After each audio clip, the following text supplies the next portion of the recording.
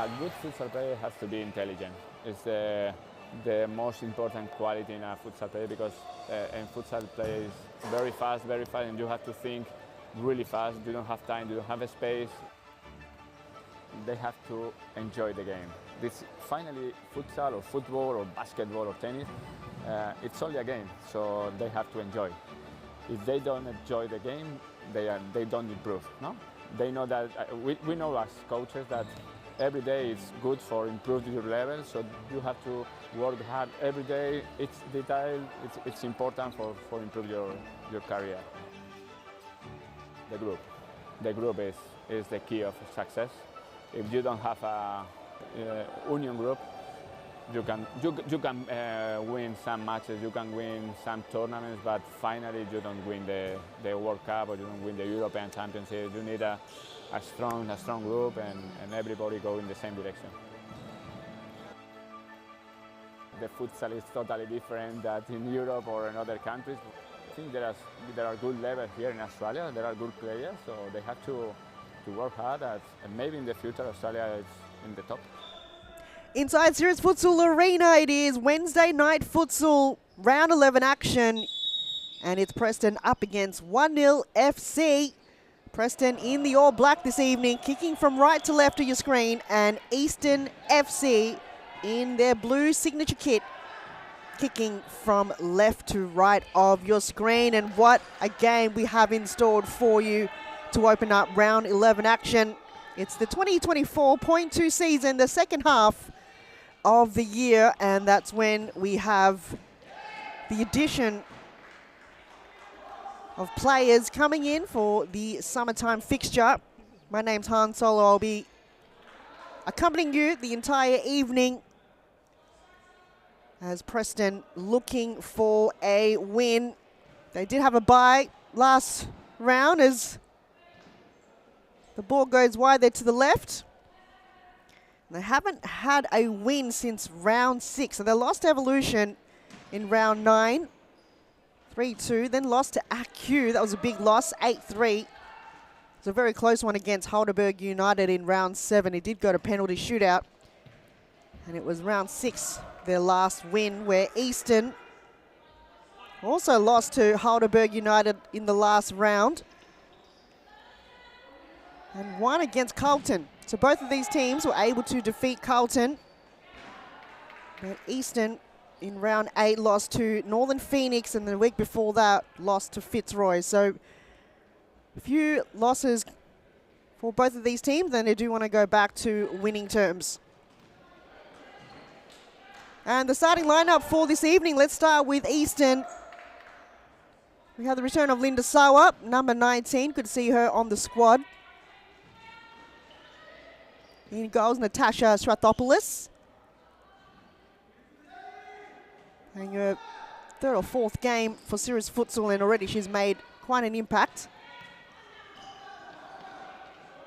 Number 6, Zoe Hudson, also a new recruit. Sydney Allen on her left, but saved there by Strathopoulos. 23 just on the ball there, Stella Nissan.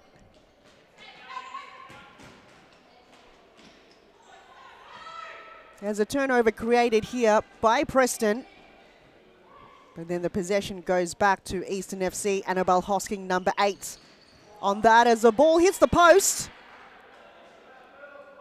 That's the goalkeeper's best friend. And Natasha Slathopoulos did go for the split save. Lucky for her, it hit the post instead. As Nissan finds Sawa. Under pressure there by Preston. And the lineup for this evening for the Preston squad: in goals, we have number 90, Rhiannon Jacobs. There's a corner kick here for Eastern FC on your right-hand side. Number 9 with her signature headband, Sydney Allen. Number 17, Claudia Damazi. Number 2, Emma Langley. And number 12, Alicia Ike. I'll call those off the bench when they come on for Preston and Eastern FC.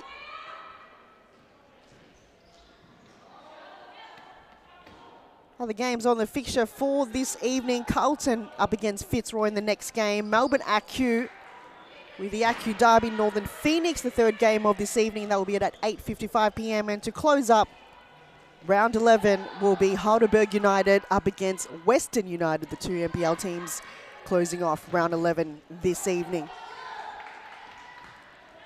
Sydney Allen finds Ike, however intercepted there by Linda Sawa. Seems like her and her teammate Stella Nissan are representing, and Annabelle Hosking all have the same futsal boots on. Side ball for Preston. Intended target there was for Emma Langley. However, ball was too heavy for her to get to. Side ball goes back to the keeper. As Ethan looks to switch things up, however, stolen there by Claudia Damazi. She's on the run. However, the turnover once again is created. So end-to-end play at the moment for both teams. Quick throw out, good touch from Damazi. Under pressure again from Annabelle Hosking. Corner kick for Preston. Damazi to Langley. Asking for the corner kick, however not given. It's going to be a keeper throw-in by Strathopoulos. Underarm throw, didn't hit the ceiling, and a good header from Linda Sawa. Looking for her teammate Stella Nissan. Sydney Allen will bring the ball back into play for Preston. Chips it over towards Langley and Hudson. On target header. Quick throw out there from Jacobs. Didn't realise how much strength she had on her.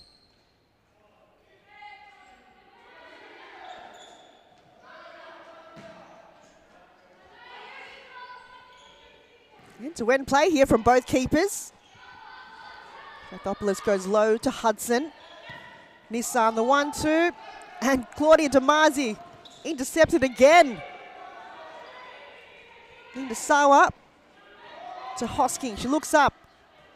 But Nissan, I think she was hoping for the ball to go on her right, but the pass was to her left. Allen to Damazi. Sawa, hoping for something in the near post. Quick release from Jacobs to Ike. Ball goes in front of the face of goal, however, the Preston players weren't set up in that occasion. And no one in the back post. As Easton will bring the ball back into play on their defensive half. Hosking. Nissan will collect. Langley did just enough there on target. Strathopoulos, again, just too solid in the back line. Sydney Allen, the road runner through the central of the court. Eventually was out-muscled there by Nissan, but Ike mops up.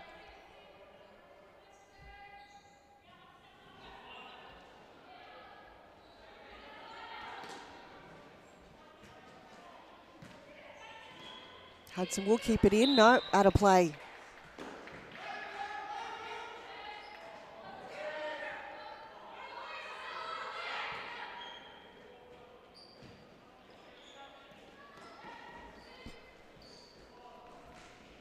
Langley back to Damazi.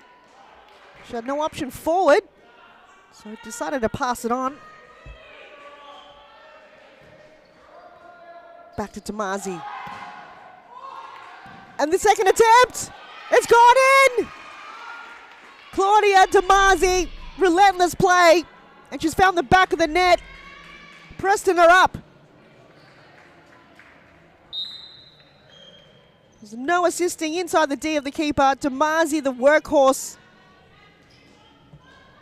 laid it off to Karina now too. Have only spent probably 10 seconds on the court and came in with the assist. Long throw from Jacobs. Damazi No one was there to retrieve that one. Strathopoulos, a long way from home.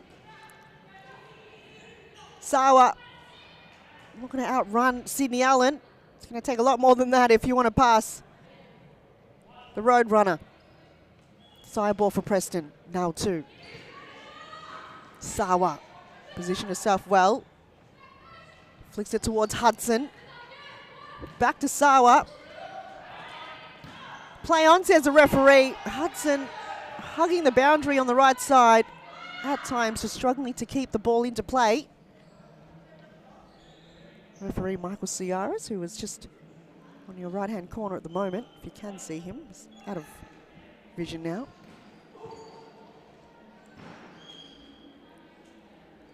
Long-time referee of Series Futsal Victoria, Michael Ciaras. Can't remember a time where Michael wasn't here refereeing. It's been an on and off. That was a good passage of play coming from 1-0. Might just a little be a touch too wide there for Hudson. And again on the other end, Damazi wasn't able to get that one. Off the court comes off Emma Langley. And on comes Sawa Matsuda, number 5. Making her debut for Series Futsal. Good first touch. The assist towards Sydney Allen. Serve there on the platter. Sorry about that. Just our headphones just crashed. Not sure what happened there. Sawa with the second assist. The follow-up again from Damazi.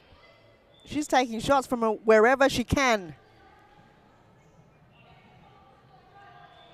Jess Halabi, the manager for Preston. Making some heavy recruits as Linda Sawa finds the back of the net. It's the equalizer. Little bit of a mistake there in the defensive half inside the D for Preston, and Linda Sawa was able to capitalize on the opportunity. Not entirely sure exactly what happened there. Little bit of a mix-up. The awkward save from Rhiannon Jacobs got the ball straight into Linda Sawa, and she was able just to find her way in front of goal. So the forward pressure and the forward press from Linda Sawa have worked time and time again. She will continue to apply that forward pressure as much as possible. Not the best pass we've seen from Sawa, but Sydney Allen will go all out at it.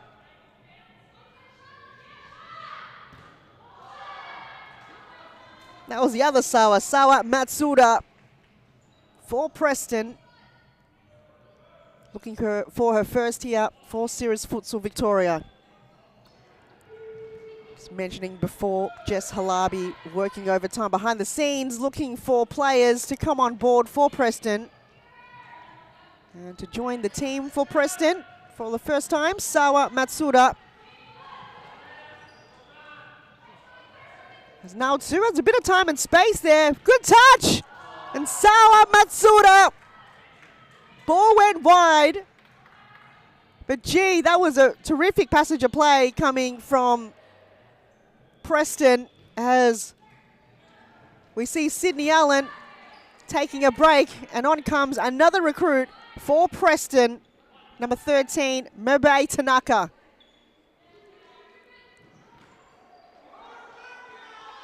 Also making her debut for Series Futsal Victoria tonight in round 11.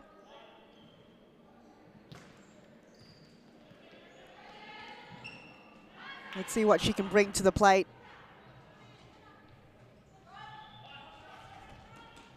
Now it's got Sabis. Corner kick. Playing against her old teammates, Diana Kotsabis. Hudson. Guess who's there? Damazi asking for the side ball, didn't get it. Hosking almost left it behind. But Sabis. Looking for Hudson.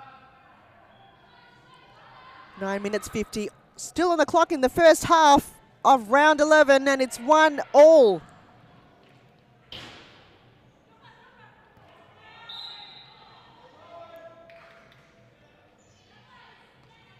Still no timeout called.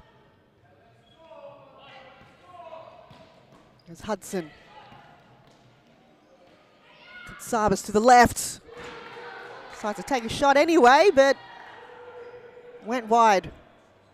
Oh, someone touched it last from Preston. Corner kick. Sabas will bring it in. Tanaka. Looking for the left run. Goes to Sawa Matsuda. The two new recruits for Preston. Surely there'll be a goal in it for either one of them. Intercepted here, 1-0 will line up.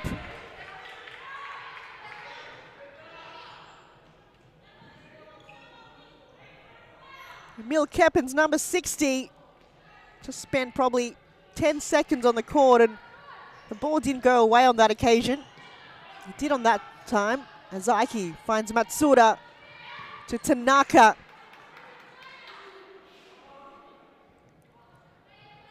Going to be a little bit confusing when Preston will eventually verse Heidelberg United. Maybe Tanaka somehow will verse against Heidelberg United with Emily Tanaka on that team. So that will be an interesting one to call when they eventually face off. Now two centrally looking for the run on the left. Don't think any of her teammates was on the same page as her.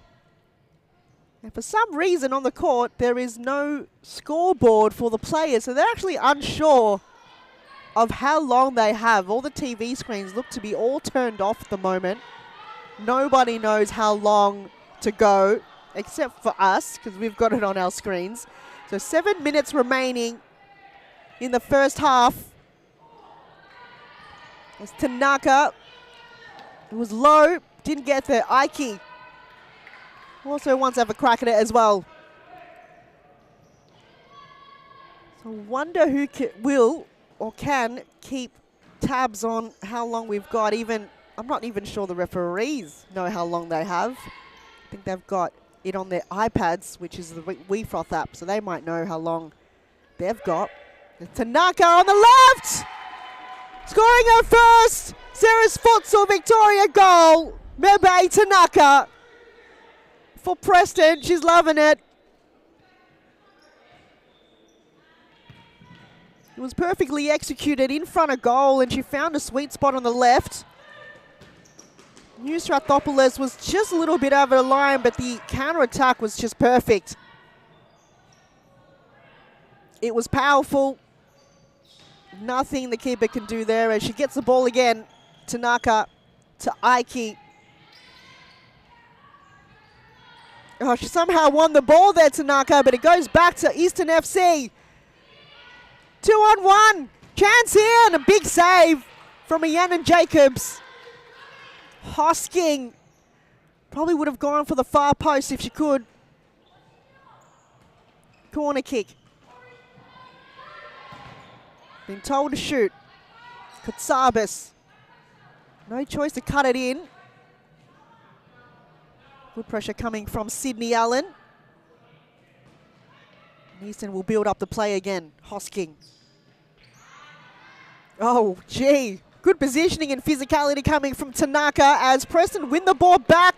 Sydney Allen tries to keep the ball alive. Still does successfully. Aiki loses it for Preston, but Langley came back with the numbers. Tanaka to Langley. Good save there coming from Strathopoulos, even though Aiki was on the right. In the back post. And this is the chance here! Easton! They found the equaliser. Emily Keppens positioned herself in the back post. What a terrific finish. Stayed composed in front of goal, and that was from a turnover. So the save created by Strathopoulos. And it was end-to-end play from Eastern FC to get them back in the game. 2 goal apiece. And 4 minutes, 10 seconds remaining in the half.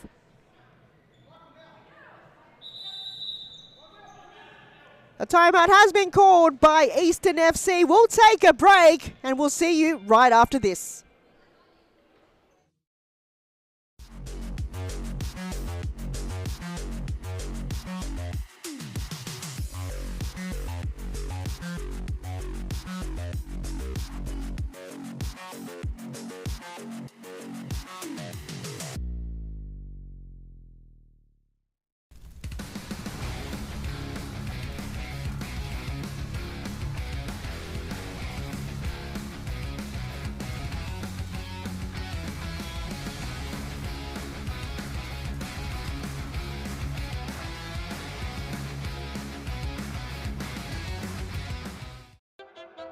I grew up with low self-esteem. It was me and my mama, just us in the trauma. Hands up if you know what I mean. I see you, I feel you. I want you to know that you're not alone. I know what it's like not to have a home. Feel like I live in the end zone. I'm the one leading the drives. The crew riding round in a Benzo. Red I'll be in charge of my own fate. Left the excuses behind. Now I'm the illest violinist alive. I took the pain and I... Eastern FC calling the timeout break with just under 4 minutes remaining in this half, as it's been quite a close game between these two teams who are looking for a win.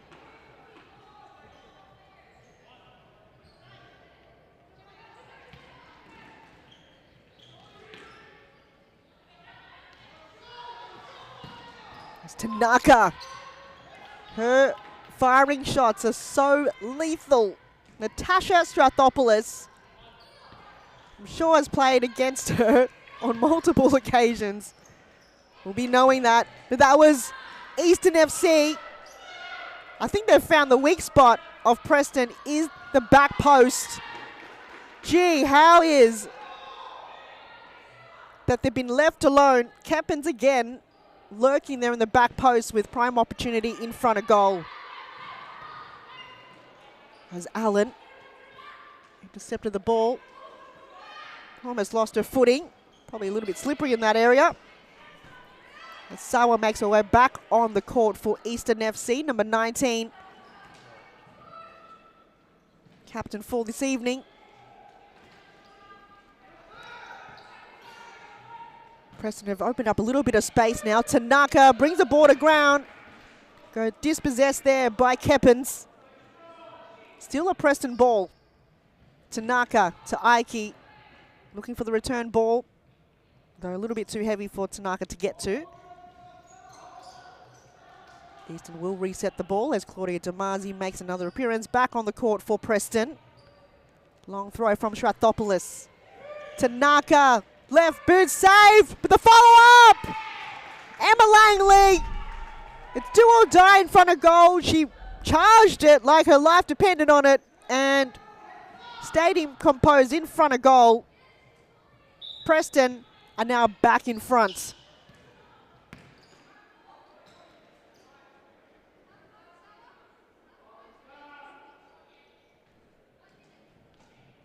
One and a half minutes remaining in the first half.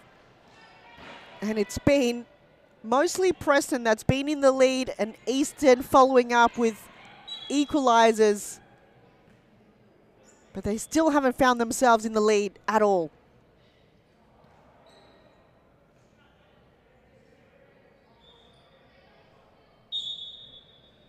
One minute to go. The crowd's building as well. Preston always bring in their fans into the stands here. As Claudia Damazi, I think she tried to toe poke it, but a save there from Strathopoulos. Eastern, oh, it's Sydney Allen got in the way again. Jacobs went for it anyway. I think Strathopoulos, after conceding a goal from a footy kick last week from Paige Daly, from Heidelberg. I think she's staying a little bit inside the D. And Linda Sawa, she gets her first tonight. You can absolutely rely on Linda to create goals and opportunities like that. And Eastern have found the equaliser again. Coming into the halftime break, it's been quite a close affair between these two teams, but it's more who can score an additional goal to keep them more even, though it's 3 goals apiece here inside Sirius Futsal Arena. Round 11 action. We'll take a break, and the second half coming right after this.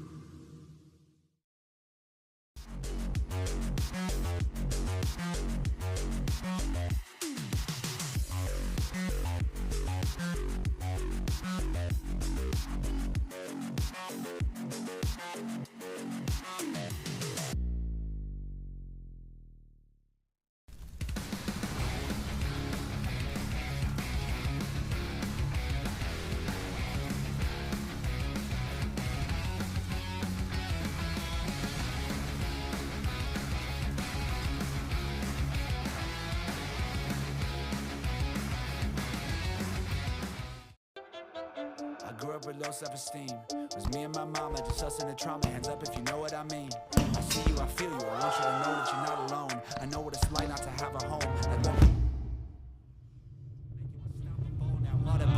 Feel like I live in the end zone. I'm the one leading the drives. I'm riding around in a Benzo. Red I'm in charge of my own fate. Left the excuses behind. Now I'm the illest violinist alive. I took the pain and I thrive, but look at me now.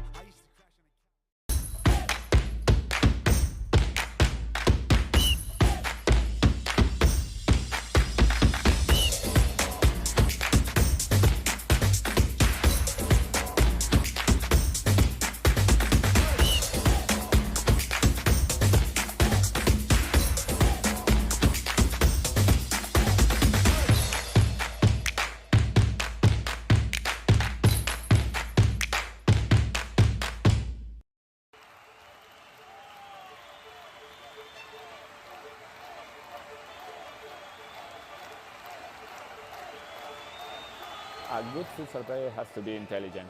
It's the most important quality in a futsal player, because in futsal play is very fast, and you have to think really fast. You don't have time, you don't have a space. They have to enjoy the game. This finally, futsal or football or basketball or tennis, it's only a game, so they have to enjoy. If they don't enjoy the game, they don't improve. No, they know that. We know as coaches that every day is good for improving your level, so you have to work hard every day. It's detail, it's important for improve your career. The group is the key of success. If you don't have a union group, you can. Second half just about underway here inside Sirius Futsal Arena. It's Eastern up against Preston, and it's 3 goals apiece. The question is, can any of these teams be in the lead for more than 2 goals? Because so far, the lead has been only to come by only momentarily, because the other opponent, which is in this case Eastern FC, have found their way back in the game. And they almost found, for the first time, the lead. The 2 teams are not going home without a fight. As Damazi hugs the boundary, looks to cut it in. Sydney Allen lurking inside the D. The ball didn't reach her. Again, thank you so much for everyone tuning in wherever you're watching on YouTube, Facebook, or the WeFroth app. We're going to bring it to you live here this evening, round 11 action. And still to come after this game, Carlton Hart against Fitzroy. Then it's Melbourne, AQ, and Northern Phoenix for the Acu derby. I feel like it's the Adidas derby right now with both of these teams repping the Adidas gear. And to close up, round 11 will be Heidelberg United up against Western United, the two NPL women's teams. To finish off round 11. And Preston currently sitting on 6th place on the ladder with 4 wins and 4 losses, where Eastern are currently sitting 8th on the ladder. You wouldn't really could tell these two teams apart, but I would say the bottom 5 right now are very close, where the top 2 looking for the championship spot at the moment, Melbourne IQ and Western United. The only difference between those two are the goal difference. They're both on 24 points, Western United and Melbourne IQ. Though IQ looks like they're about 25 goals ahead of Western United.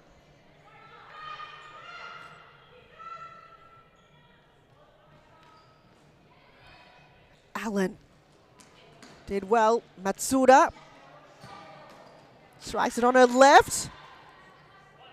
Good grab there from Strathopoulos. And 1-0 will build up the play again from the defensive half. Hosking was holding it for as long as possible. Sawa to Nissan. Didn't go back to Sawa. Allen looks up and just off target there again.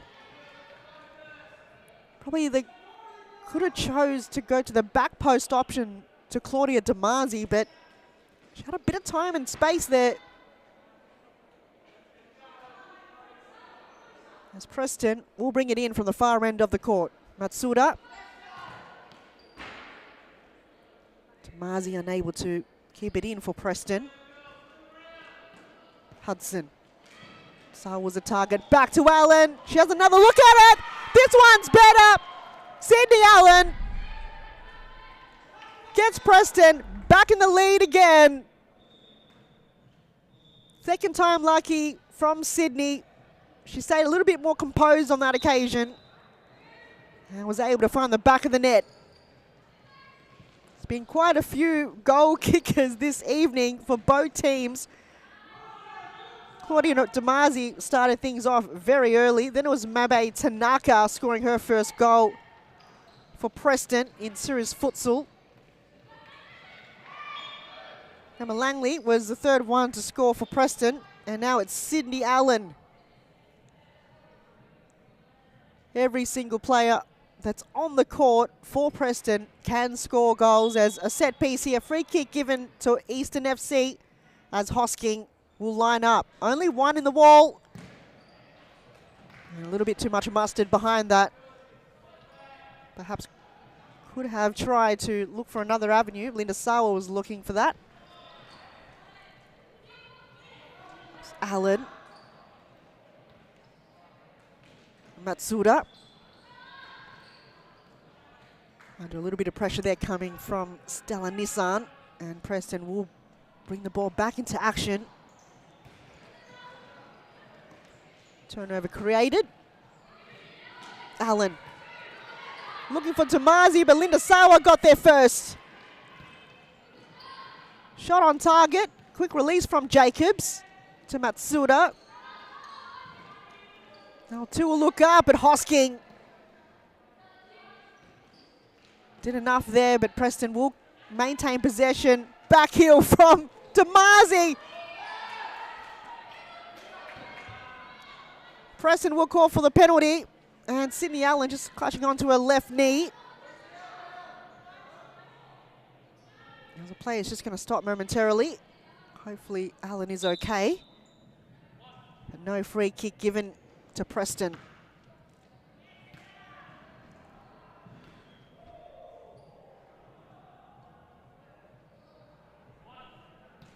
"17 minutes, 20 to go. Preston still in the lead. Can 1-0 find the equaliser again, as they've done so on 3 occasions tonight? Katsabis chips it over towards Hudson. Now 2 got in the air. Nissan turns again, but gives the ball away. It's back towards Sydney Allen. One of these players having to find and build some chemistry with these new players for Preston. This side, good touch. Allen won the ball.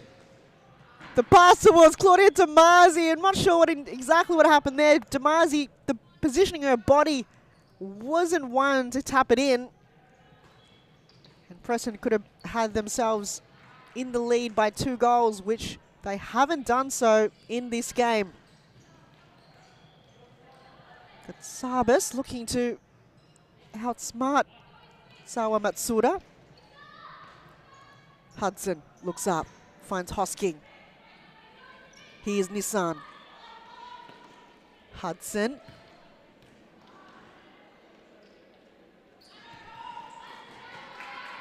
Hosking.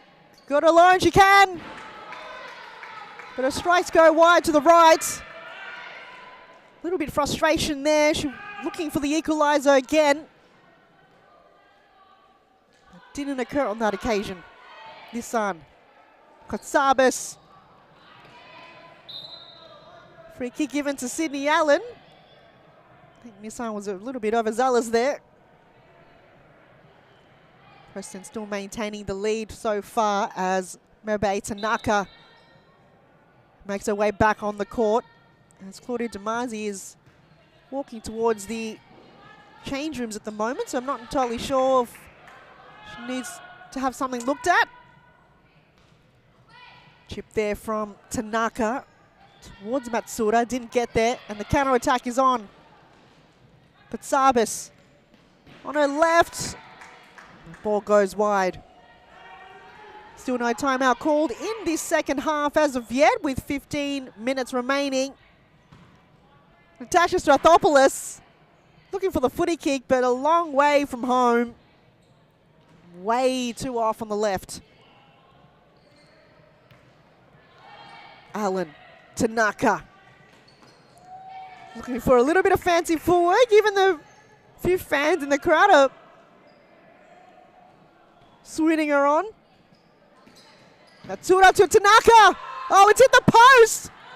And luckily for the keeper, Tash Rathopoulos was able to collect it, even though it ricocheted off the post and back towards her. Very unlucky from Mebe Tanaka. And again, the post is on the keeper's side. Received a lot of action this evening, especially for Tash Rathopoulos in goals for Easton. Matsuda finds Allen,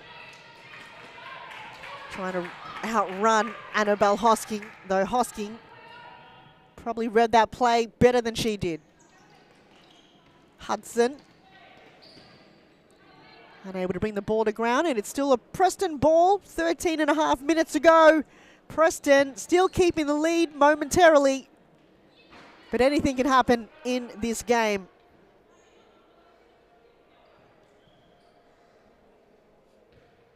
It's been 5 rounds since Preston have got themselves a win, so they're looking. Oh! Sawa Matsuda came from absolutely nowhere. If only that were to go in, that would have almost been goal of the round. How do you even steal the ball off the keeper like that?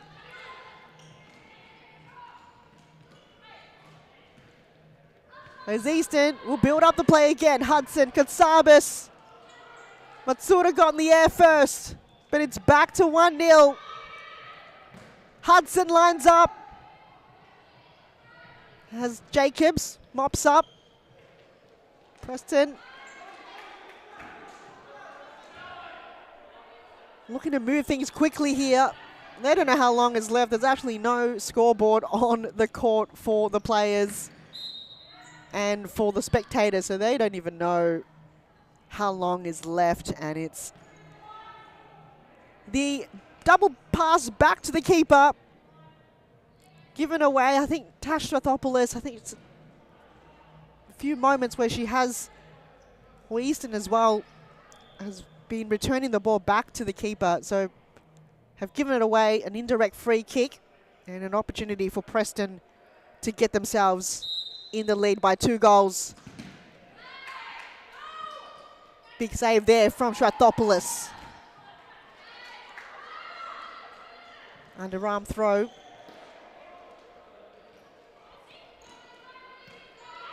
It's Keppins. Was getting tripped there by Emma Langley. A yellow card given to Sydney Allen. First yellow card of this evening. There's Kotsabis. Looking for some form of direction to the left side of the goal, but didn't get there. Here's Sydney Allen again. Left boot towards Emma Langley. I think it was a little bit awkward for Emma. She wasn't sure if she could hit it with her feet or her head. Allen cut off the pass to Ike. Back to Ike. Giving it away. Strathopoulos, short pass to Kotsabis. Alicia Ike will bring it in. Langley will hit it. Underarm throw again from Tash Strathopoulos. Could be a signature move. Tanaka keeps it alive. But too much behind it, so the adjustment of playing futsal, sometimes you don't realize how much space you have. You're very limited inside the court like this. Sure, something for these new players that's come on board for Preston. As Allen can cut it in to Tanaka. Oh! Annabelle Hosking saves the day for 1-0. She's been absolutely everywhere tonight, and she's just been phenomenal in all parts of the game. And that was her moment there. Her teammates are loving it. But can she find a goal for her team to get them back on equal terms? As Ike hits the post! How many lives does 1-0 FC have tonight? That's the 3rd time it's hit the post. To Naka applying that forward pressure.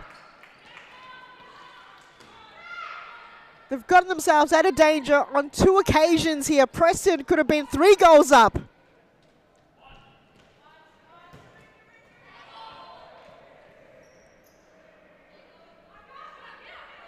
Under 9 minutes to go in this game. Preston was the last to score. That was by Sydney Allen. Quite a while ago, actually. It was probably 10 minutes ago. Keppins couldn't find her teammate, and Preston will hold on to possession if they can. Tanaka! Big save from Strathopoulos.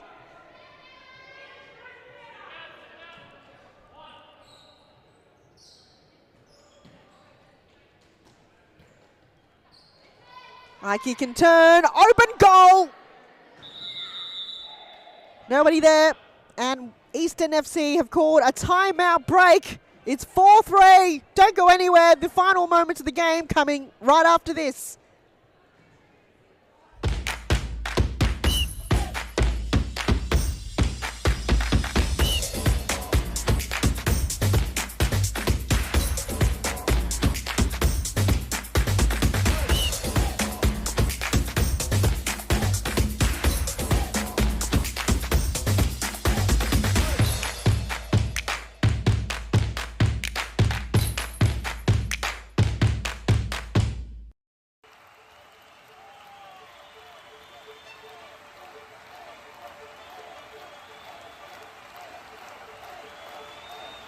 A good futsal player has to be intelligent. It's the most important quality in a futsal player, because in futsal play is very fast, and you have to think really fast. You don't have time, you don't have a space. They have to enjoy the game. This finally, futsal or football or basketball or tennis it's only a game, so they have to enjoy. If they don't enjoy the game, they don't improve. No, they know that we know as coaches that every day is good for improving your level, so you have to work hard every day. It's been quite a close game since the beginning of the game, as Preston are currently holding on to the lead momentarily. The last goal there scored by Sydney Allen probably over 10 minutes ago, 11 minutes ago. So it's been the longest time since a goal has been scored in this game. As Keppens finds Sawa. It went wide. And the ball is still kept alive there. A corner kick for Eastern FC. Can they find the equaliser? 7 minutes to go. Plenty of time. Though if Preston score the next one, could be game over.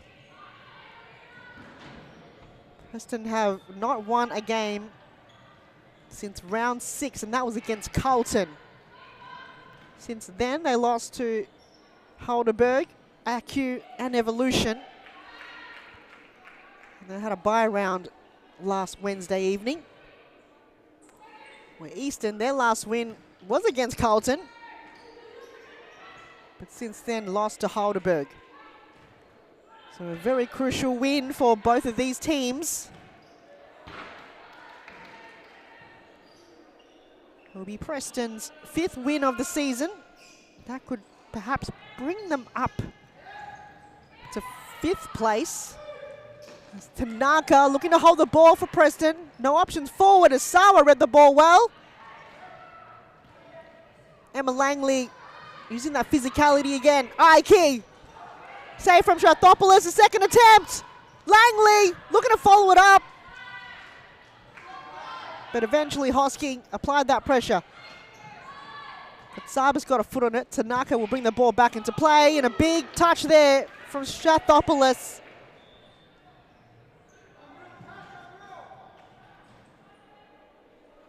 It's going to be a corner kick for Preston.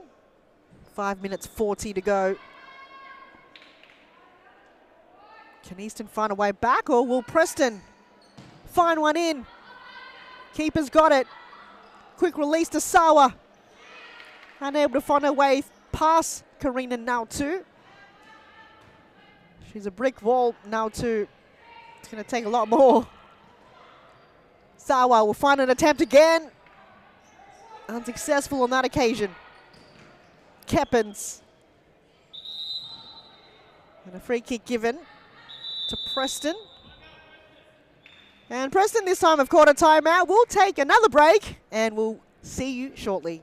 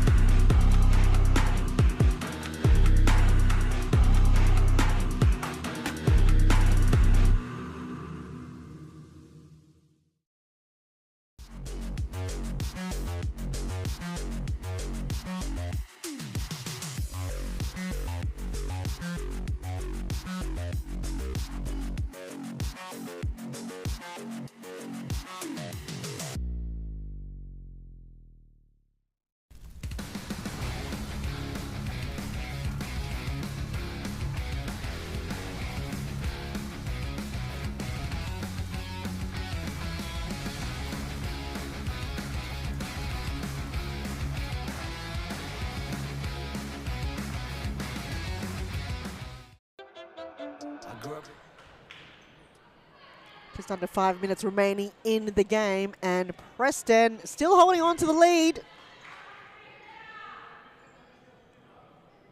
1-0 FC. We've seen them in the past in this game where they were able to find an equaliser, but it's been quite challenging at this point for them to find themselves in prime position. Handball called there against Claudia Damazi. She accepted of her fate. Saba's looking to move things along. Straight into the bread basket of Rhiannon Jacobs.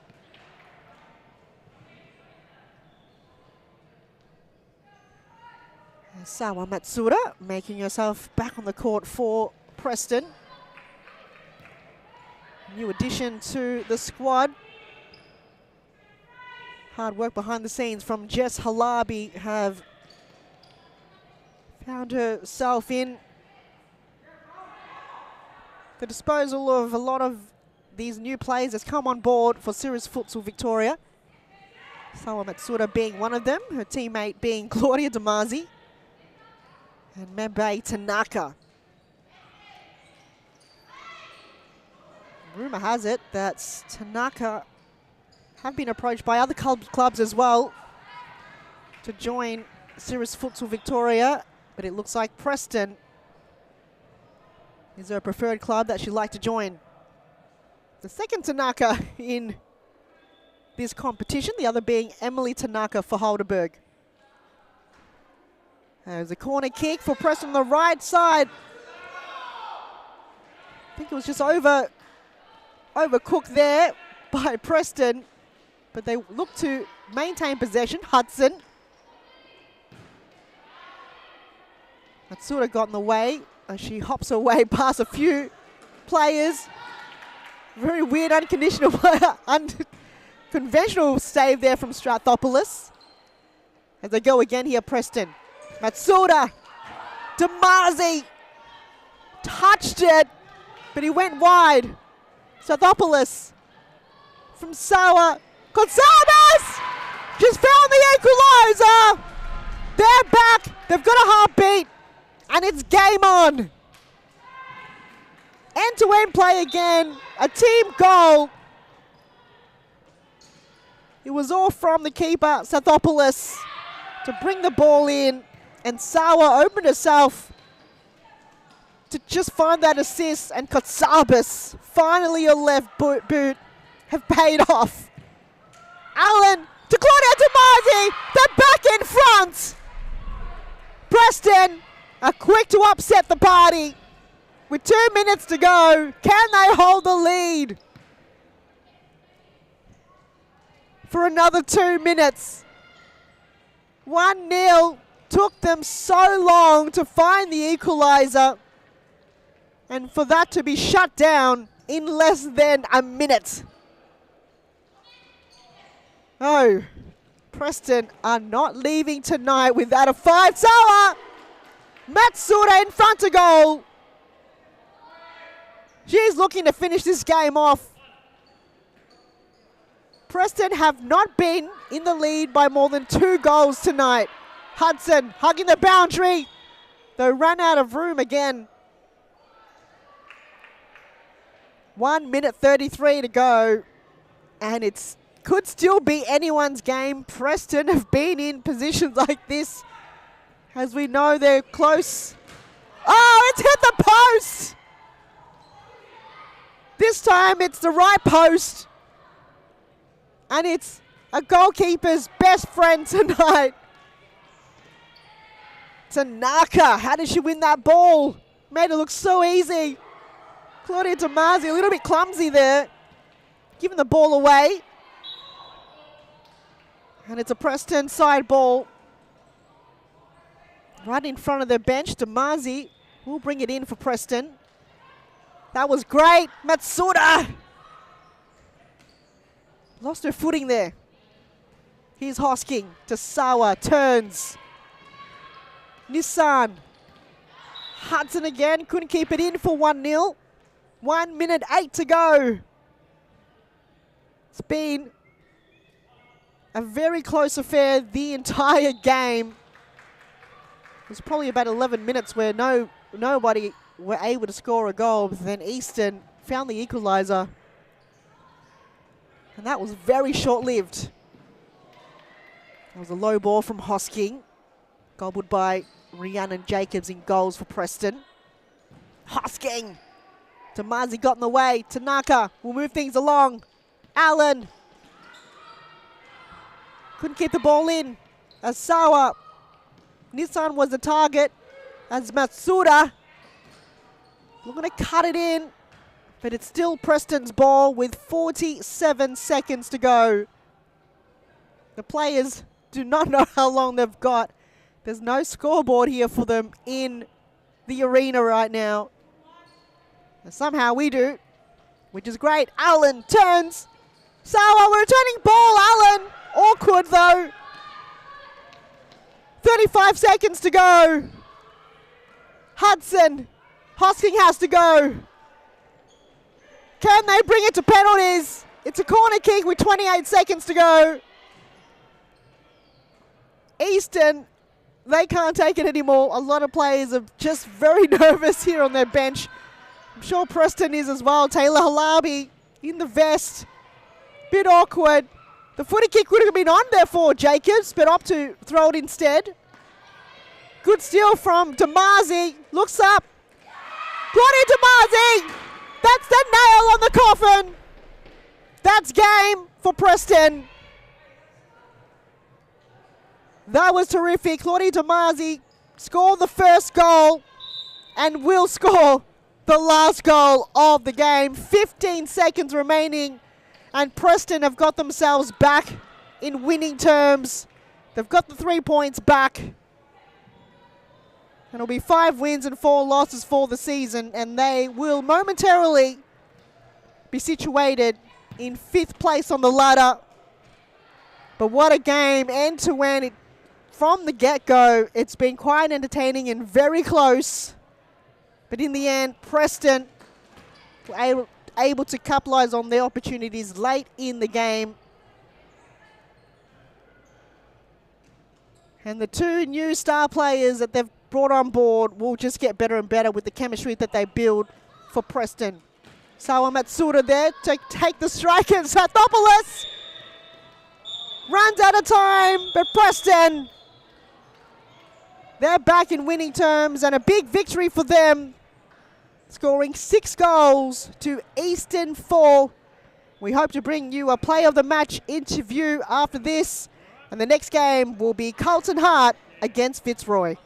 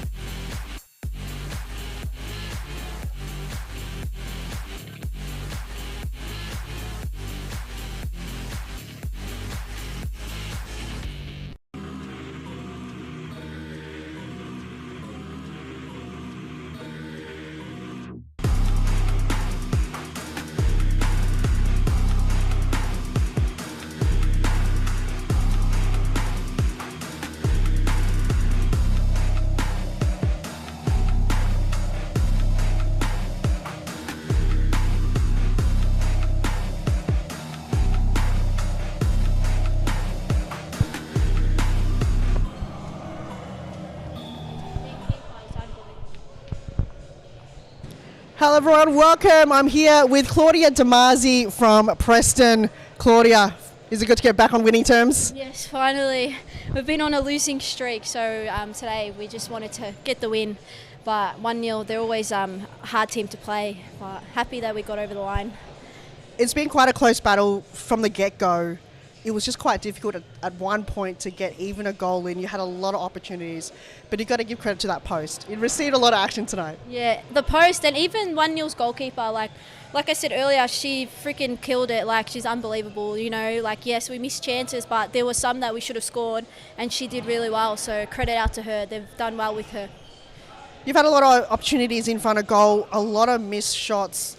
What kind of kept it together towards the end? Did you finally found some composure and find a lot of kind of chances and got loose players in front of goal? Because that kind of struggled a bit in the first half. Yeah, we had a timeout and we just said to each other, like, let's just relax, like, because we could play the ball around, and when we were playing the ball around, we were creating gaps, but it was just that last finish. But yeah, like I said, we looked up, we finished, you know, so I'm happy that we finally got away with it. It was so neck and neck all game, so it was just, yeah. You always have the belief, Preston. I know you played to the end with all your heart. Did you feel that was coming towards the end, that when you score that goal, that was it, that was that moment? Yeah, I think, like I said, it was neck and neck. It was one goal, then we'll cop a goal. It was hard for us to get, you know, a couple goals in front, but then I felt like once we got up, I think it was like 4-3, I felt like, you know, we've got this now, and the girls were really composed in front of goal, and yeah, I was just happy to get the win.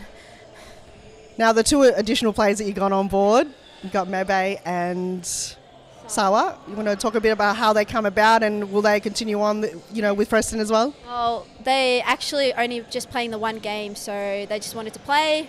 But yeah, we've got a really big squad as well, so we've got a few players coming in. So we've got Alex Sinclair to come in, Steph Galea, Louisa Variety, Taylor Halabi. So we just wanted to give the girls a go. But yeah, they're only here for the one game, so I'm happy they had fun and we got the win, which was good. They've got a few goals too, so Yeah, I'm glad too. But thanks again for your time, Claudia. All the best for the remainder of the season, and I can't wait to see the returning players. Thank you, Han. Thank you, and up next is Carlton and Fitzroy. We'll see you then. Thank you. They have to enjoy the game. This finally futsal or football or basketball or tennis, it's only a game, so they have to enjoy. If they don't enjoy the game, they don't improve. No, they know that we know as coaches that every day is good for improve your level, so you have to work hard every day. It's detail. It's important for improve your career. The group is the key of success. If you don't have a union group, you can win some matches, you can win some tournaments, but finally you don't win the World Cup or you don't win the European Championship. You need a strong group and everybody go in the same direction. The futsal is totally different than in Europe or in other countries. I think there are good levels here in Australia. There are good players, so they have to work hard. And maybe in the future Australia is in the top.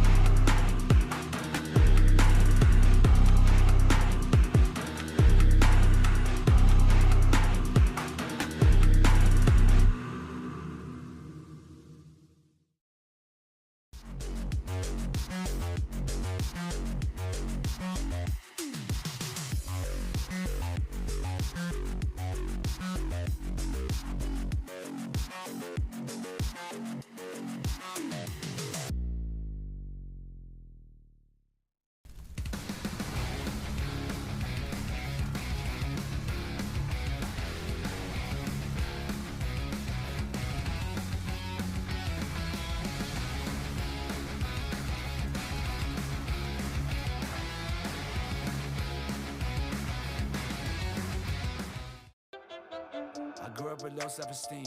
Was me and my mama, just us in the trauma. Hands up if you know what I mean. I see you, I feel you. I want you to know that you're not alone. I know what it's like not to have a home.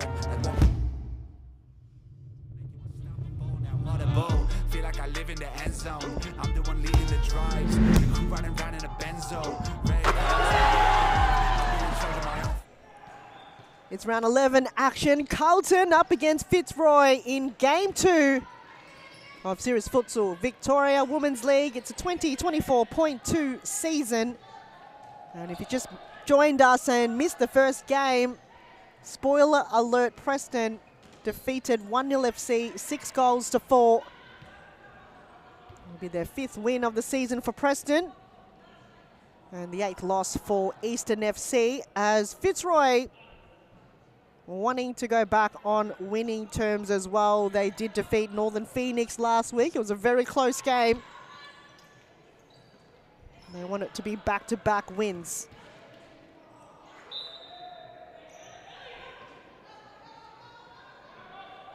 We've got quite a full squad tonight, which is great to see. And I'll go down the lineups for the teams this evening. In goals, number 32, Lizzie Fizzy herself, Elizabeth Ayer, in the fluorescent highlighter red. I think that is what you call it. Number 2 there, the captain, with her armband on her left ankle, Dharma Georgie.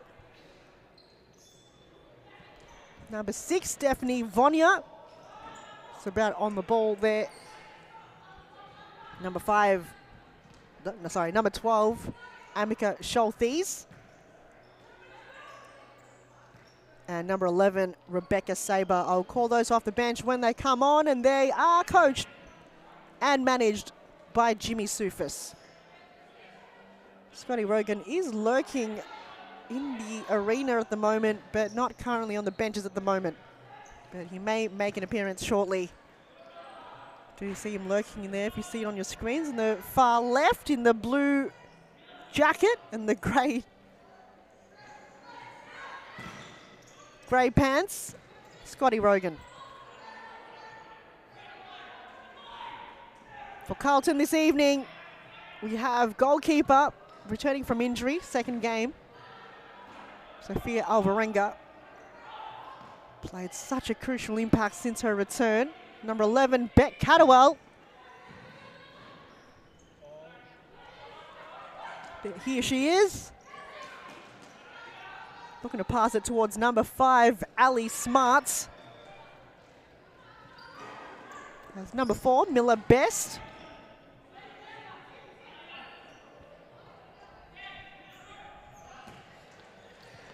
Liz there looking for Beck Saber. Good to see a return for Fitzroy for Series Futsal competition in this season.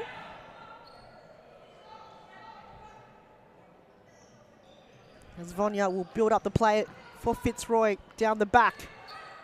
Turnover created. Beck towards Miller Best, and it's hit the post. That post have received so much action this evening. It has been the goalkeeper's best friend tonight. Turnover created again.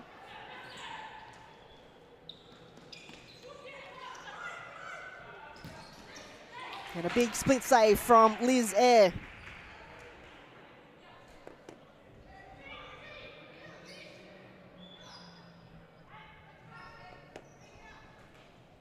Smart to Cadwell.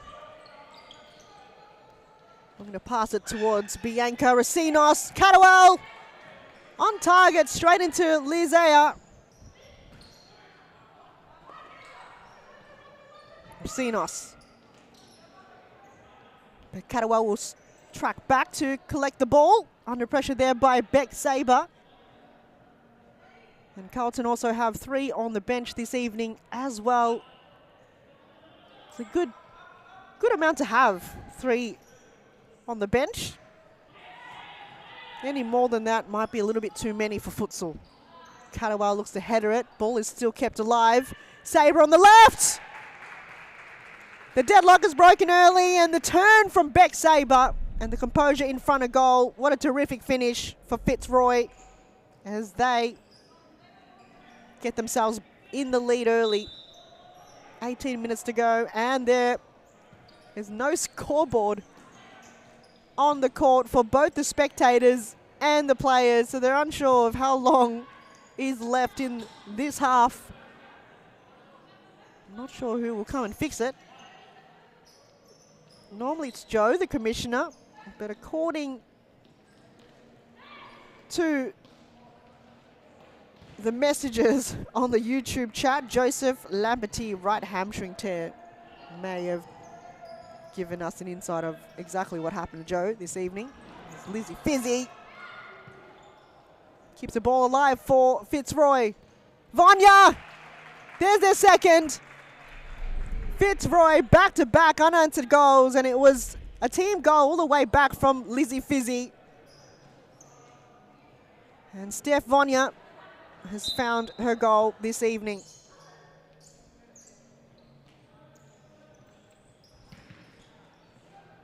Just warming up to the game here, Vanya.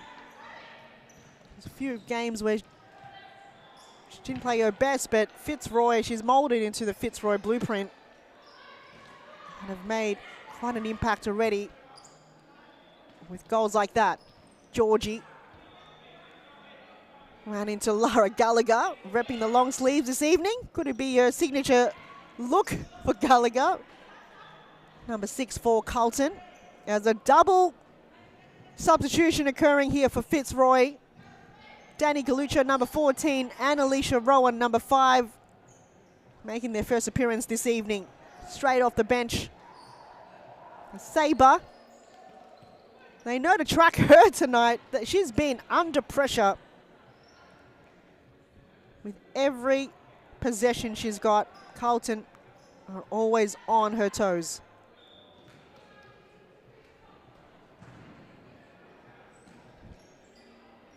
Carlton is led by manager coach Reese Intuisi.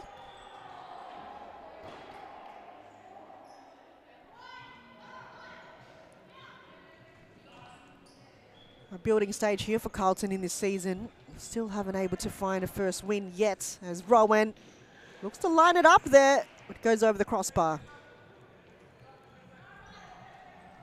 Second time that I've seen Carlton rebuild. First time that I've seen was when Evolution was formed, and a few of their key players from Carlton went to join Evolution. And in this season, again, we see a lot of players from Carlton moving on to form Heidelberg United.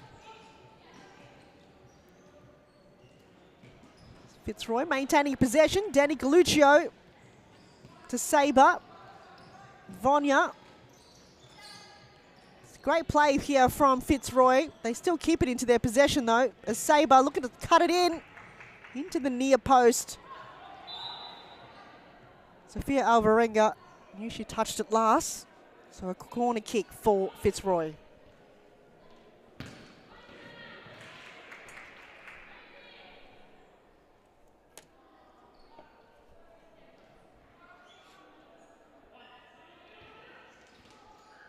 First touch there from Romy Heasley, number 8 for Fitzroy, making her first appearance in the game as well. So quick substitution coming from Fitzroy. Sabre turns again. She's going to do that time and time for throughout the game.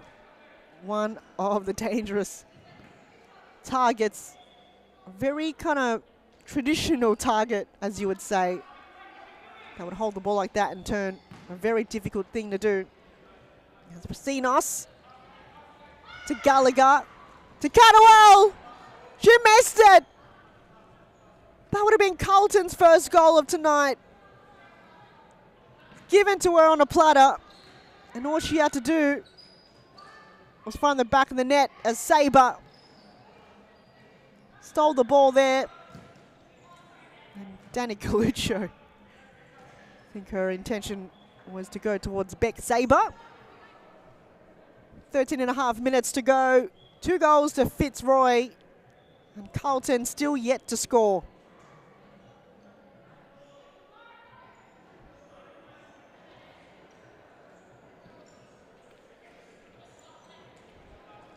Heasley left it behind. They're going to leave it all behind to Lizzie. She'll mop up just in the edge of her D. Long throw towards Rowan. Didn't she touch it?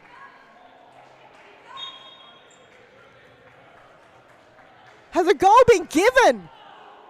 Sophia Alvarenga is beyond belief. She thinks that no one's touched it. But Alicia Rowan thinks she did. A timeout has been called. It's 3-0. We'll take a break. More to come after this.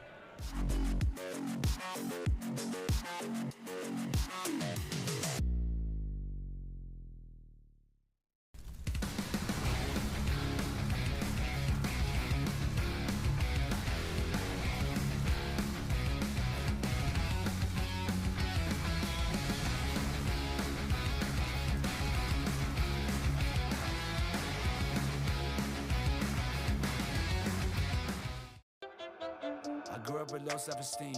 Was me and my mama, just us in the trauma. Hands up if you know what I mean. I see you, I feel you. I want you to know that you're not alone. I know what it's like not to have a home. Feel like I live in the end zone. I'm the one leading the drives. Crew riding round in a benzo. Red I'm in charge of my own fate. Left the excuses behind. Now I'm the illest violinist alive. I took the pain and I thrive. But look at me now.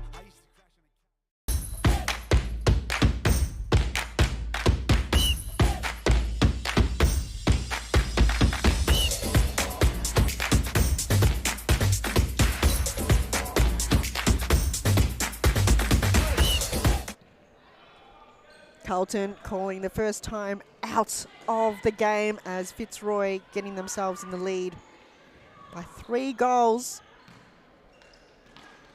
Can Carlton come back, or will the game run away with them? Still haven't got themselves a win yet. Only scoring 11 goals in 11 rounds and conceding 70. Fitzroy have scored 42 and conceded 41. Very evenly matched. They're currently sitting 4th on the ladder. Dharma Georgie looks to hug the boundary but runs out of room.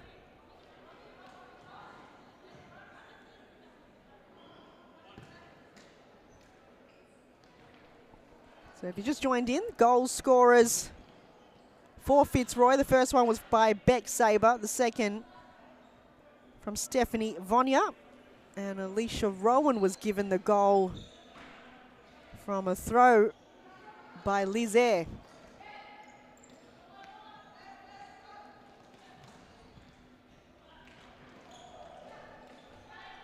Denise Tang on the ball now, number 7 for Carlton. Coming off the bench. And Carlton also doing some recruiting over the week. Mona Ensor, making her debut here for Series Futsal. As Tang looking to cut it in, or going at it alone. So it's round 11, and it is the transfer period. So this is the time, if you want to move and switch clubs, or if you want to find anyone in another club that you would like to join your team, you've got 2 weeks to do it. It is the window that a lot of people have been waiting for. We will see some movement, or we will not. But so far, we've seen some recruitment. Mabe Tanaka and Sawa Matsuda playing for Preston in the last game, and confirmation from Claudia Damazi that they're only here for one night. which is a shame. I was hoping more game time from Sawa and Mabay.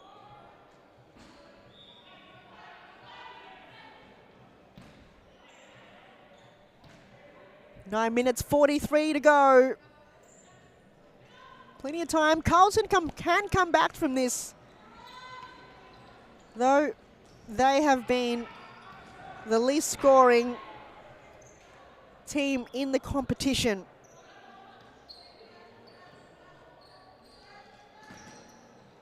Fitzroy have scored 31 more goals than Carlton.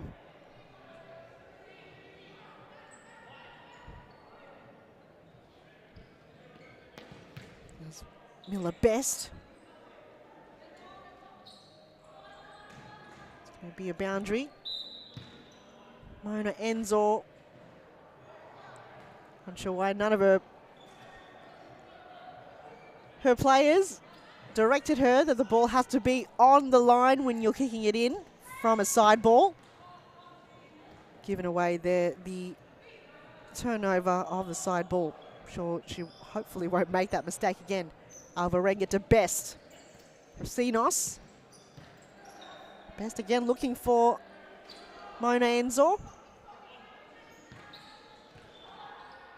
DeLuccio wasn't able to keep a possession for Fitzroy. Schultes to Vonya.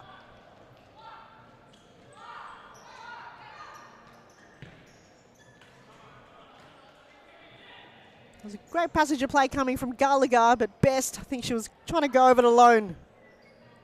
8 minutes to go, and since the timeout, no goals have been scored. Fitzroy maintaining the lead momentarily. Vonya, go to a right to Schultes. Back to Vonya, eventually.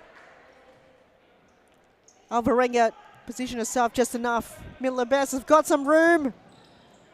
Gallagher, can she cut it in? She can. But saved there by Lizea in the near post. Second attempt here, another corner kick for Carlton. Gallagher decides to chip it to no man's land. No Carlton player there, so they've got a few set pieces to work on here, Carlton. A few of the players not on the same page. Miller Best looks up, nobody in sight for Carlton, and the ball is turned over. Fitzroy in front of goal, Sabre! Alvarenga saves the day again, and it's back to Vonya. He's there, almost losing her footing, releases it in a timely manner. Schultes. Coluccio will cut it in the near post, but Alvarenga got it covered. Corner kick for Fitzroy.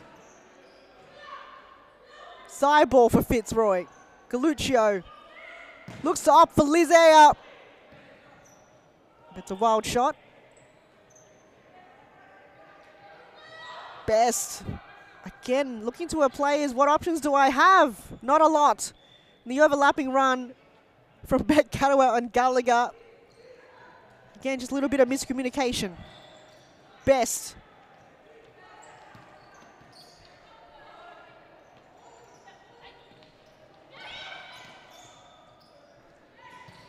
Sinos gives it away to Sabre.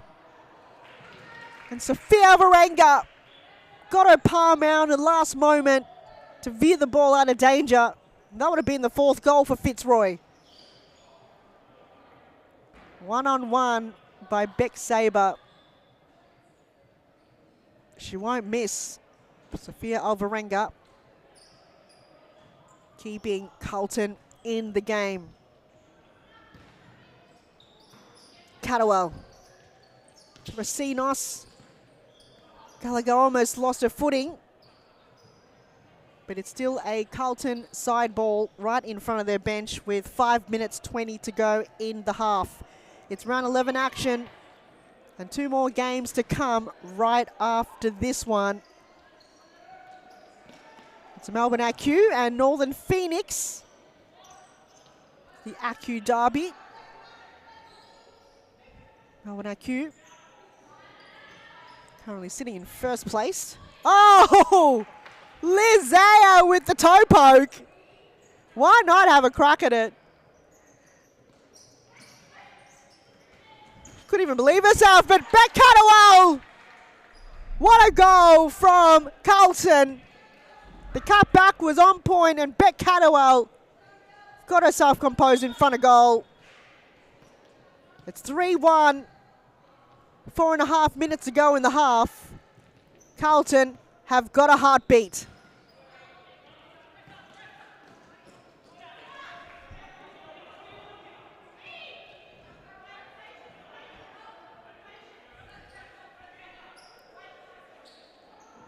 Michael Ciaris directing a few of the Fitzroy players to move back a little bit as Beck Catterwell looks to line up. Straight into Beck Sabre. She gets megged. Long throw from Lizette. Sophia Avarenga was trying to punch it out. Almost got Alicia Rowan in the head while she was in the air. Carlton will build up the play again from Miller Best.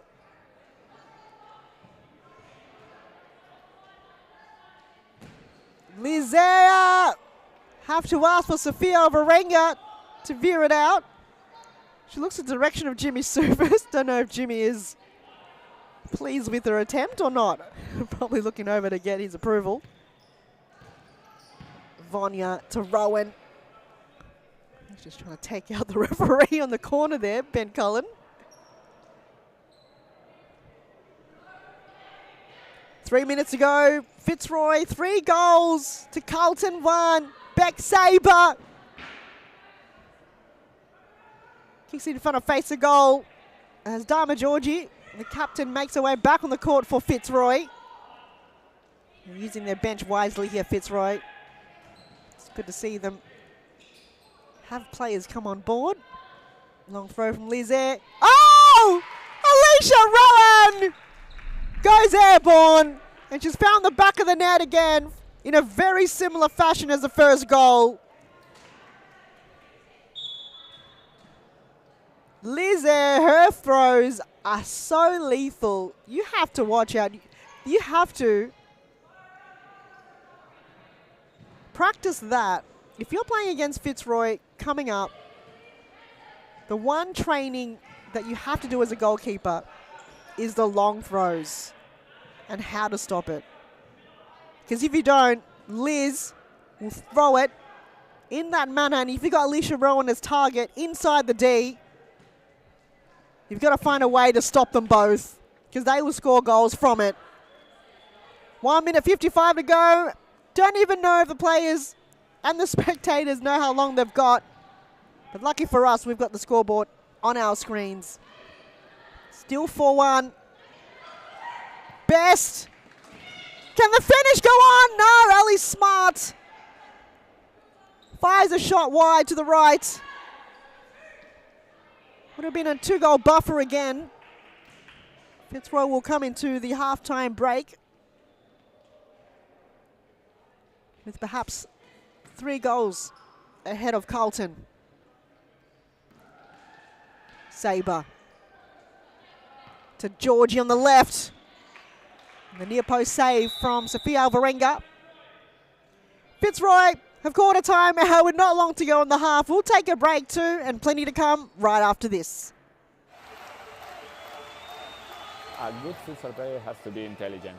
It's the most important quality in a futsal player, because in futsal play is very fast, and you have to think really fast. You don't have time, you don't have a space. They have to enjoy the game. This finally, futsal or football or basketball or tennis, it's only a game, so they have to enjoy. If they don't enjoy the game, they don't improve. No, they know that. We know as coaches that every day is good for improving your level, so you have to work hard every day. It's detail. It's important for improve your career. The group is the key of success. If you don't have a union group, you can win some matches, you can win some tournaments, but finally you don't win the World Cup or you don't win the European Championship. You need a strong group and everybody go in the same direction. The futsal is totally different than in Europe or in other countries. I think there are good levels here in Australia. There are good players, so they have to work hard and maybe in the 45 seconds remaining in the half, and with Jimmy Sufa's fashion, we've called a timeout with not long to go for a set-piece corner kick, though don't think the intended plan went accordingly. With 30 seconds to go, can Fitzroy find another to close up the half, or can Carlton hold on and only keeping it a 3-goal buffer for another 15 seconds? They've given the ball away here from a side ball. Last passage of play here for Fitzroy as Beck Sable will bring it into Lizaire, but she's thunderbolted that to the ceiling. Half-time is over. Fitzroy 4 goals to Carlton Hart 1. We'll see you in the second half right after this.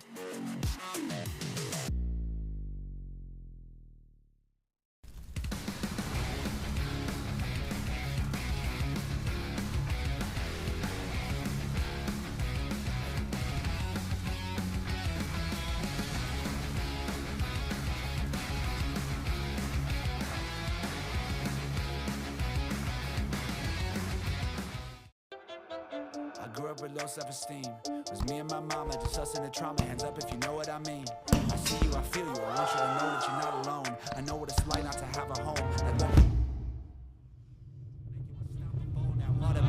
Feel like I live in the end zone. I'm the one leading the drives. The crew riding round in a benzo. Red I'm in charge of my own fate. Left the excuses behind. Now I'm the illest violinist alive. I took the pain and I thrive, but look at me now.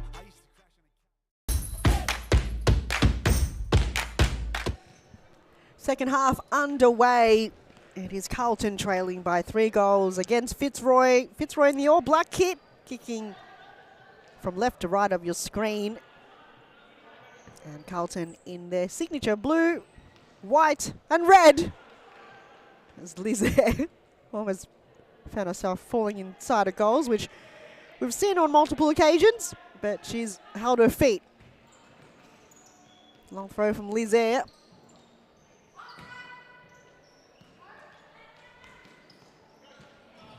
There's Georgie in front of goal. Well defended there by Ali Smart.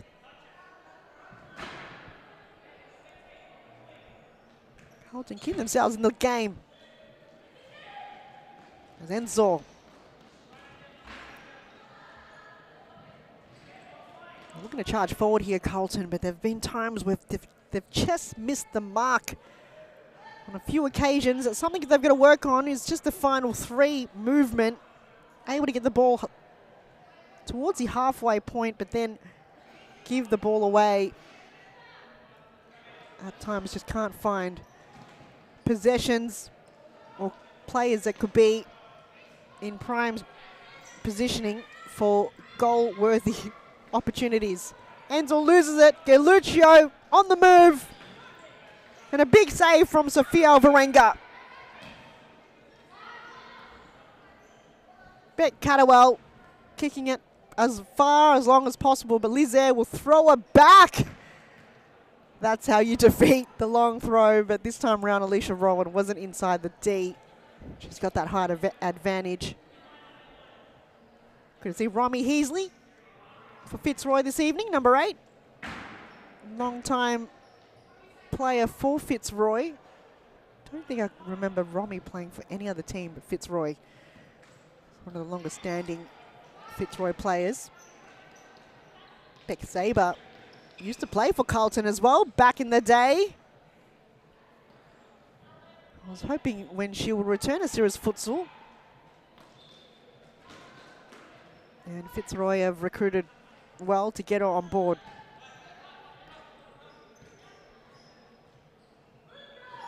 Beck Saber. Never mind the other Beck Catterwell.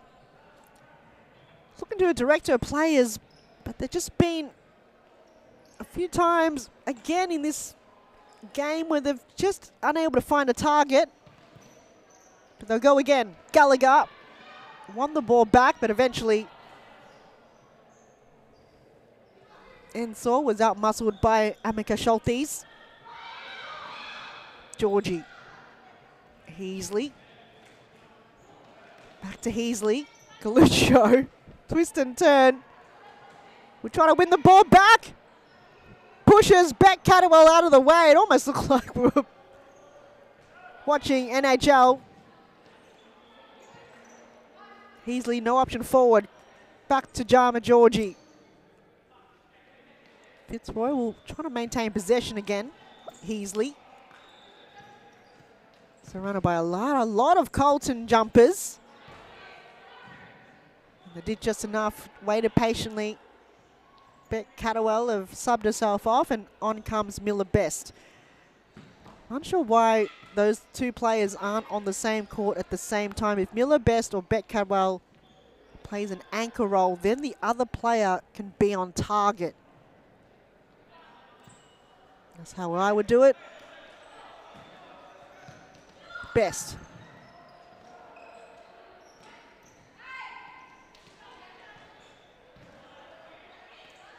Fitzroy. Got a few loose players forward, but Ali Smart dispossessed Heasley. But not too much mustard behind the ball. Lizaire collected it well. Quick release towards Georgie. Her intended target was Amika Schultes. 18.5 minutes remaining in the game. And still no goals have scored here in the second half. Varenga will chip it towards Gallagher. She was unable to either bring it to ground. Guess who's back on the court? Alicia Rowan and Elizabeth Ayer will attempt those long throws towards Rowan time and time again. Vanya fakes it towards Elizabeth Ayer. Firebolt shot towards goal, but it went wide. The power behind it. There's only 2 players in this competition that we know so far that can hit it as fast and with that much power. Beck Davies from Melbourne Evolution and Lizaire for Fitzroy. Speaking of Evolution, they have the bye this week. The uneven amount of teams in the competition in this season. Each week a team will be deservingly a bye. Last week was Preston, this week is Melbourne Evolution.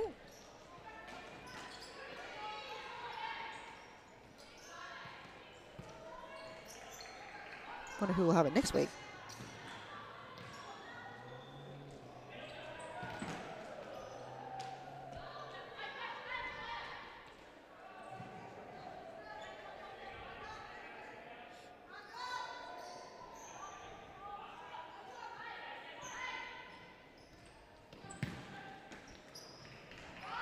I have a feeling it might be Melbourne IQ next week for the bye. Took me a while to get there. Carlton have tightened up their defensive strategy in the second half, which has worked well in their favour, not conceding so far. However, they have to score 3 to make things equal and 4 to get them in the lead, which has been proven challenging so far for them. Long throw from Lizaire. This time around, Alicia Rowan didn't get a header on it. I think it was Miller Best instead. Vonya under pressure there by Tang. Back to Lizaire. Vonya, a bit of open space here. Alvarenga got a foot on it, so it's going to be a corner kick for Fitzroy on the far right. Rowan. Back to Lizaire. Oh! Sophia Alvarenga had to outstretch herself. The amount of saves this goalkeeper has done for Carlton in this game. Working overtime. Hardest working player, I feel, for Carlton. Rosinos will hold it momentarily. Kicks it straight into Galuccio. Oh, and the return play is back to defence for Carlton. They've definitely worked well in those situations. Rowan looking for the blind kick. Under 15 minutes remaining. Still no goals in the second half. Fitzroy scored 4 in the first.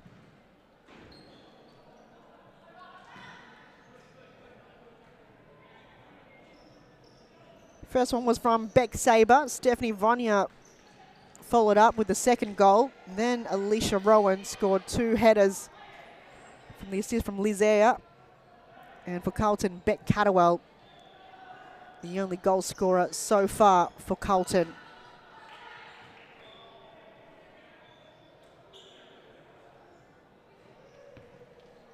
It's game 2 of round 11. It's the 2024.2 season and 2 games to follow after this.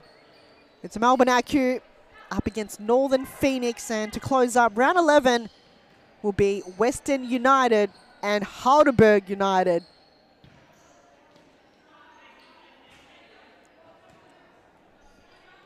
And if you missed the first game, Preston defeated 1-0 FC, 6 goals to 4. That was a very close game.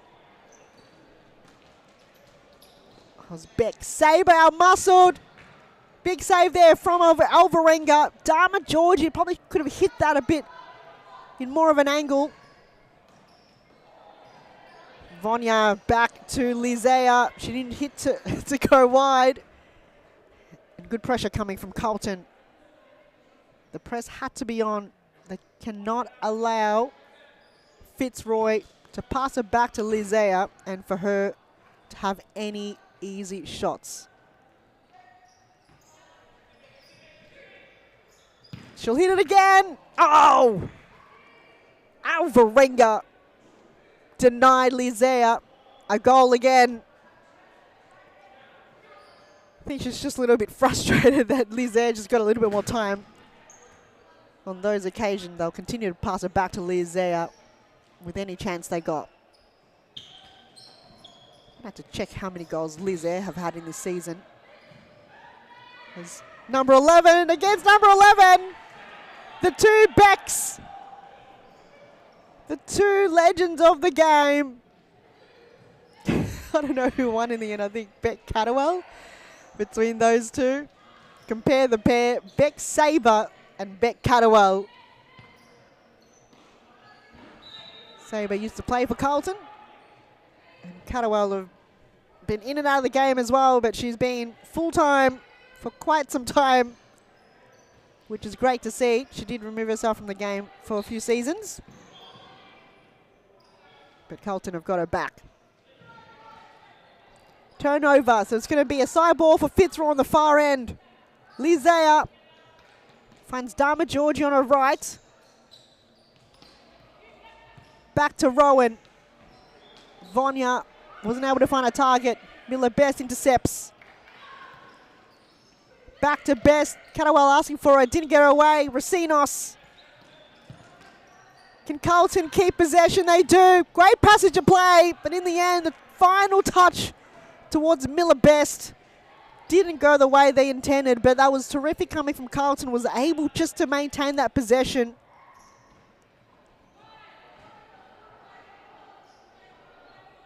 As we count down 11 minutes to go, still no goal scored in the second half. So credit to Carlton, they've tightened up their defence. A lot more structured here. They were able to run back and track players. And Fitzroy definitely have more of the possession and more shots towards goal compared to Carlton. As the ball is turned over again. Carlton will bring in the side ball. Smart to Cadwell.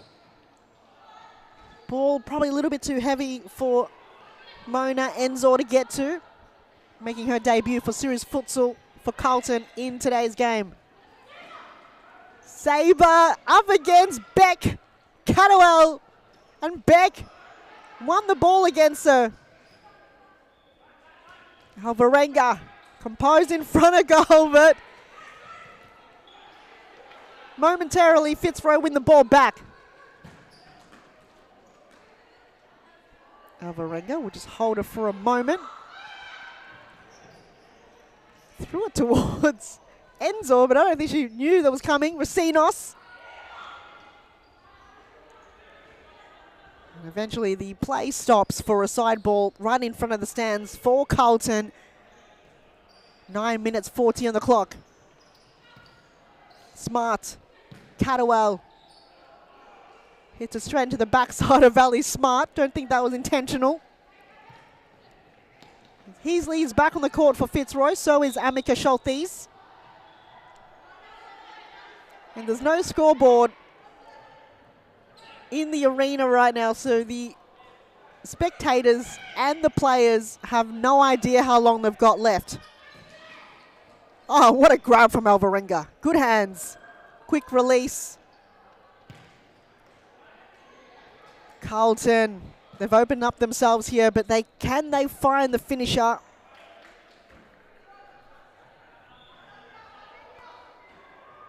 And the question is no on that occasion. Romy Heasley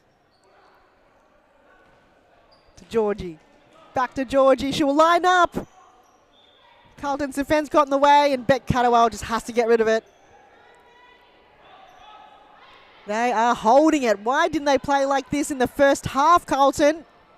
They have not conceded a goal in the second half.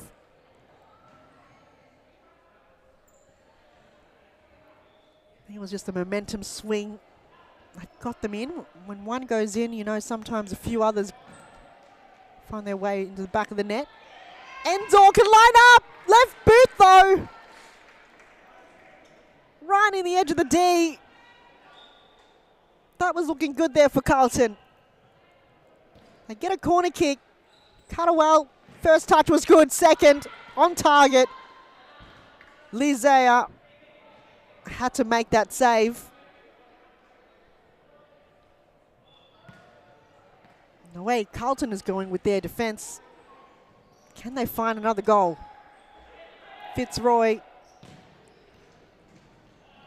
did just enough in the first half to get them where they are at the moment.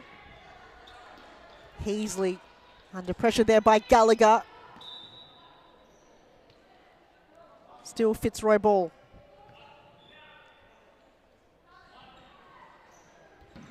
Lizea almost gives it away. Mona Enzor.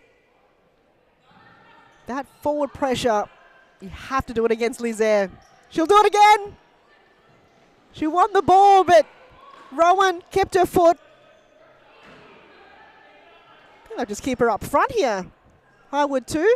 She's just intercepting the ball left, right and centre.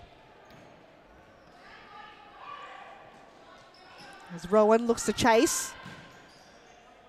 Smart against Schultes. Rowan comes to help her out, and eventually it will go out of bounds for a side ball for Fitzroy.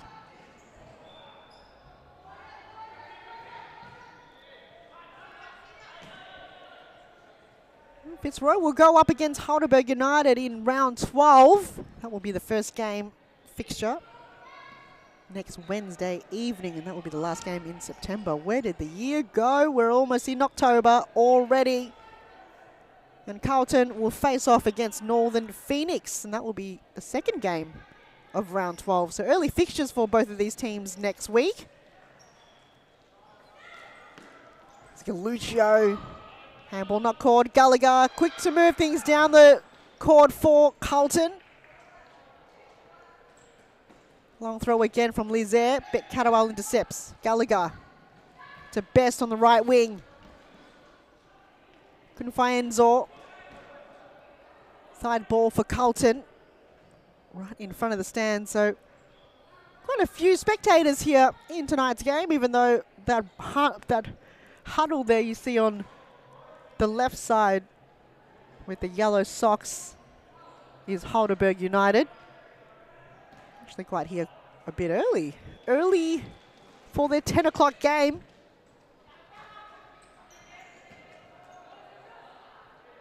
I'm sure they're here to watch the next game, which is Melbourne Accu and Northern Phoenix.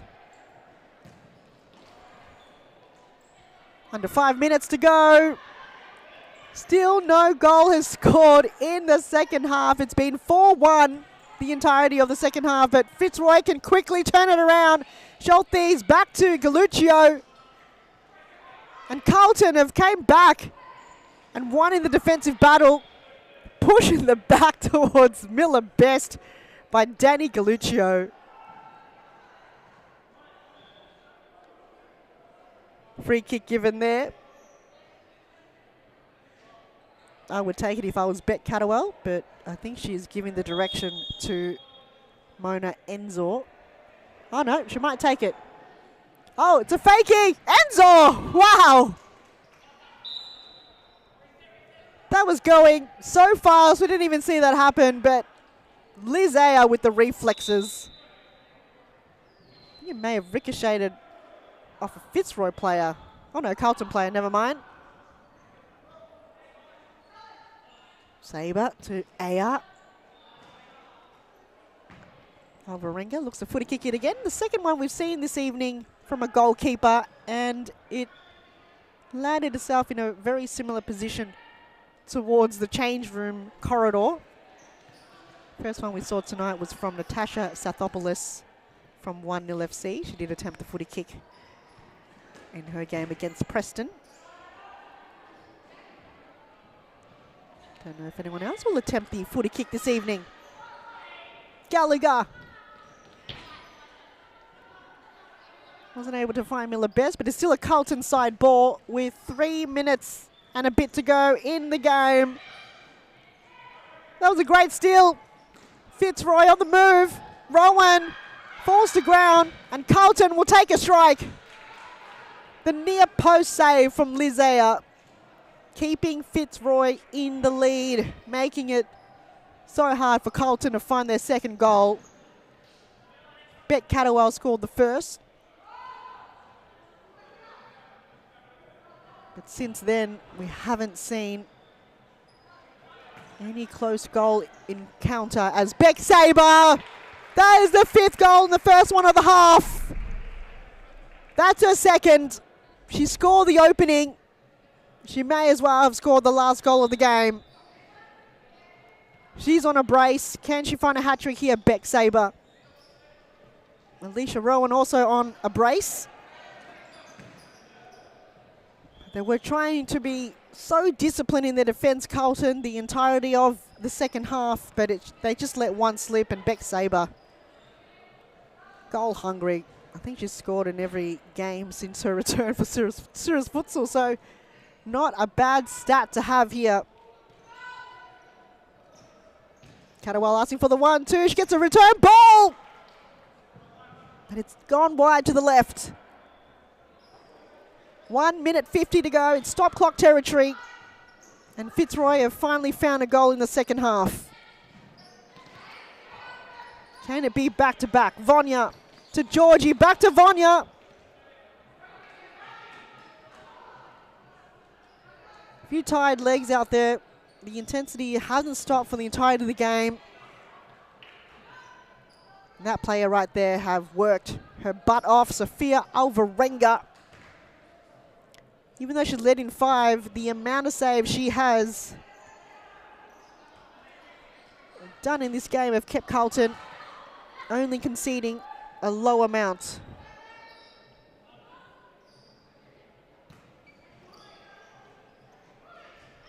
They've conceded 70, so that's 75 goals in 11 rounds. Vonya Alvarenga putting her body on the line, built by muscle there. These goalkeepers, you have to be a particular build.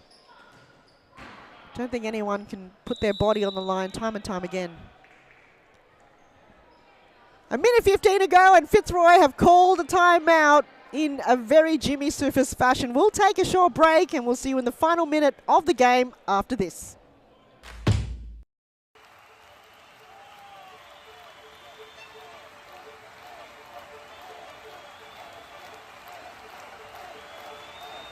A good futsal player has to be intelligent.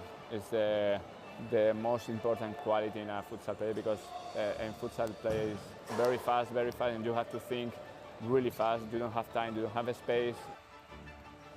They have to enjoy the game. This finally, futsal or football or basketball or tennis, it's only a game, so they have to enjoy. If they don't enjoy the game, they don't improve. No, they know that. We know as coaches that every day it's good for improving your level, so you have to work hard every day. It's detail. It's important for improve your career. The group is the key of success. If you don't have a union group, you can win some matches, you can win some tournaments, but finally you don't win the World Cup or you don't win the European Championship. You need a strong group and everybody go in the same direction. The futsal is totally different than in Europe or in other countries. Fitzroy thinking of a game plan set piece, but it hasn't really gone their way. Whoa, Sophia Alvarenga getting herself out of trouble. Adama Georgie brings the ball back into play, and she's found the back of the net. The captain's goal, having the captain armband on her left ankle. And she scores her first in tonight's game. Less than a minute to go, and Fitzroy have scored 2 goals in the past, I would say, 3 minutes. And that has really depleted the confidence of Carlton. They've worked tirelessly in this second half to not concede any goals, and have only let 2 goals in only in the past couple of minutes of the final of the game. 45 seconds to go. It's Catterwell to Enzo, back to Catterwell. And Fitzroy will continue to try to hold this lead. They've conceded 1, but they will not allow Carlton to score another, especially in the next 32 seconds that remain in the game.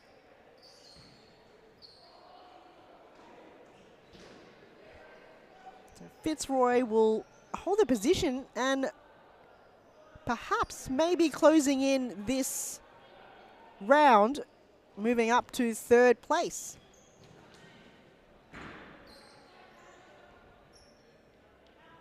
They will bump Evolution off, so 4th to 3rd, not bad positioning after this win.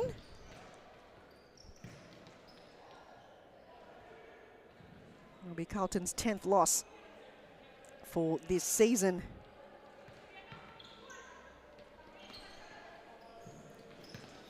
Six goals to 1, so Beck Saber, Steph Vonya, Alicia Owen scored 2.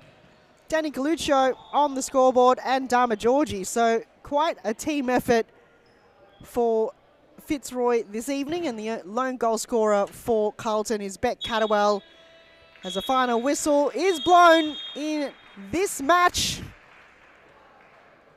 Don't go anywhere. It's Melbourne IQ up against Northern Phoenix, and to close up round 11, it's Western United against Heidelberg United. We hope to bring you a player of the match interview after this. If not, we'll see you in the next game.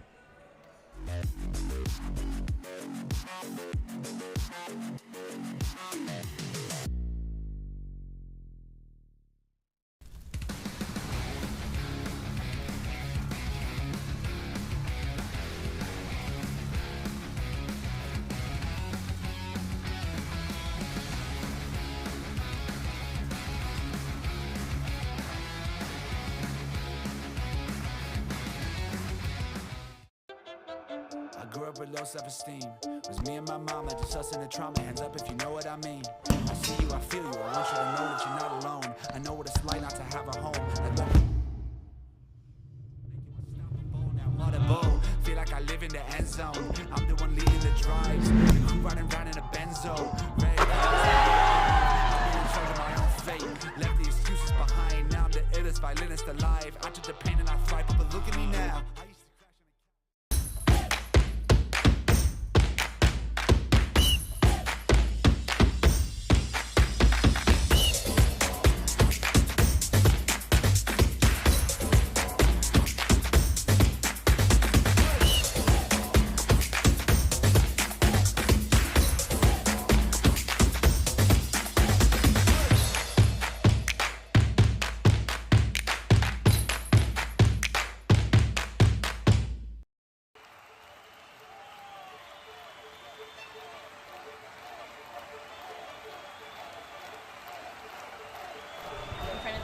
A good futsal player has to be intelligent. It's the most.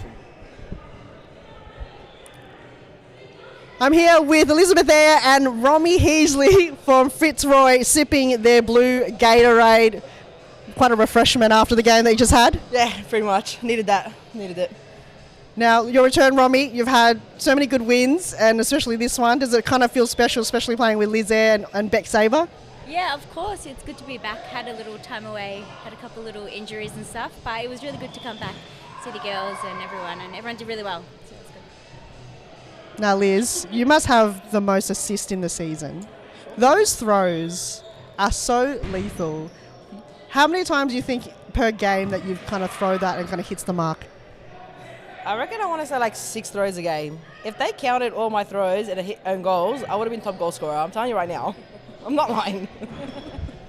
And your connection with Alicia Rowan, it's second to none. Like, you can't get any better chemistry than that. Name a better duo, I dare you. Besides me and Gatorade, right? I don't think there is anyone that's better than yourself and Alicia Rowan. And what's your goal count? I know 6 is your normal average. What do you want at the moment? I have no idea what I'm on at the moment. I've lost count. Is it it's not more than 6? I don't think it's more than 6. I reckon I've hit like 5 so far. So I got. Well, Still got time. I still got time. Plenty to go. Plenty to go. It might be your best ever scoring season.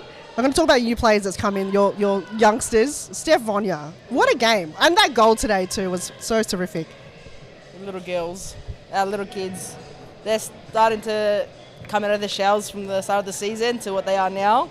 Still give them a little, crap, because they're little kids, but it's all right. They're coming. I'm talking little because yourself, Romy, Beck has been in the game for so long. They're just new to the scene. Yeah, is it more coaching? Is it more kind of bringing the flame, the torch to them as like the newcomers of Serious Futsal? Yeah, I think it's really good having them in the team, and for them it's probably no better coaches than Jimmy and Scott to kind of guide them through the game, so they're ones to look out for in the future. Yeah, probably. All right, I'll let you celebrate with your Gatorade. Thanks again so much for your time here. All the best for the remainder of the season. It's Liz Eyre and Romy Heasley from Fitzroy and Melbourne IQ Northern Phoenix up next. We'll see you then.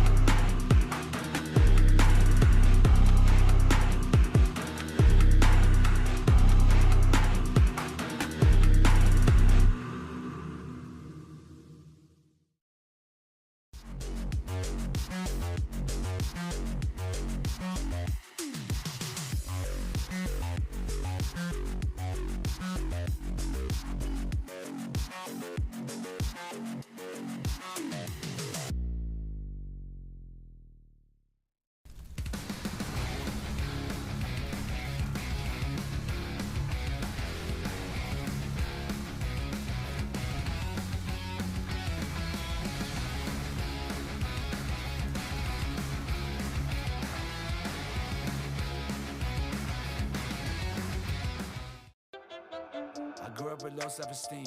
Was me and my mama, just us in the trauma. Hands up if you know what I mean. I see you, I feel you. I want you to know that you're not alone. I know what it's like not to have a home.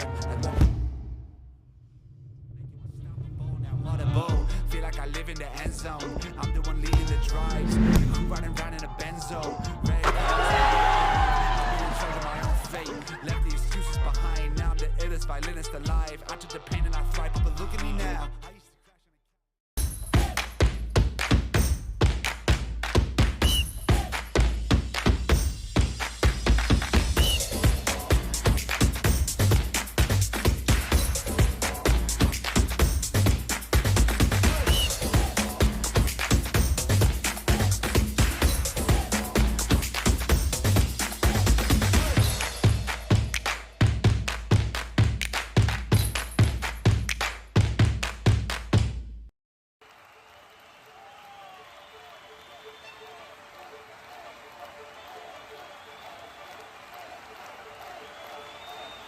A good futsal player has to be intelligent. It's the most important quality in a futsal player because in futsal play is very fast, and you have to think really fast. You don't have time, you don't have a space. They have to enjoy the game. This finally futsal or football or basketball or tennis, it's only a game, so they have to enjoy. If they don't enjoy the game, they don't improve. No, they know that we know as coaches that every day it's good for improving your level, so you have to work hard every day. It's detailed, it's important for improve your career. The group is the key of success. If you don't have a union group, you can win some matches, you can win some tournaments, but finally you don't win the World Cup or you don't win the European Championship. You need a strong group and everybody go in the same direction. The futsal is totally different than in Europe or in other countries. I think there are good levels here in Australia. There are good players, so they have to work hard. And maybe in the future Australia is in the top.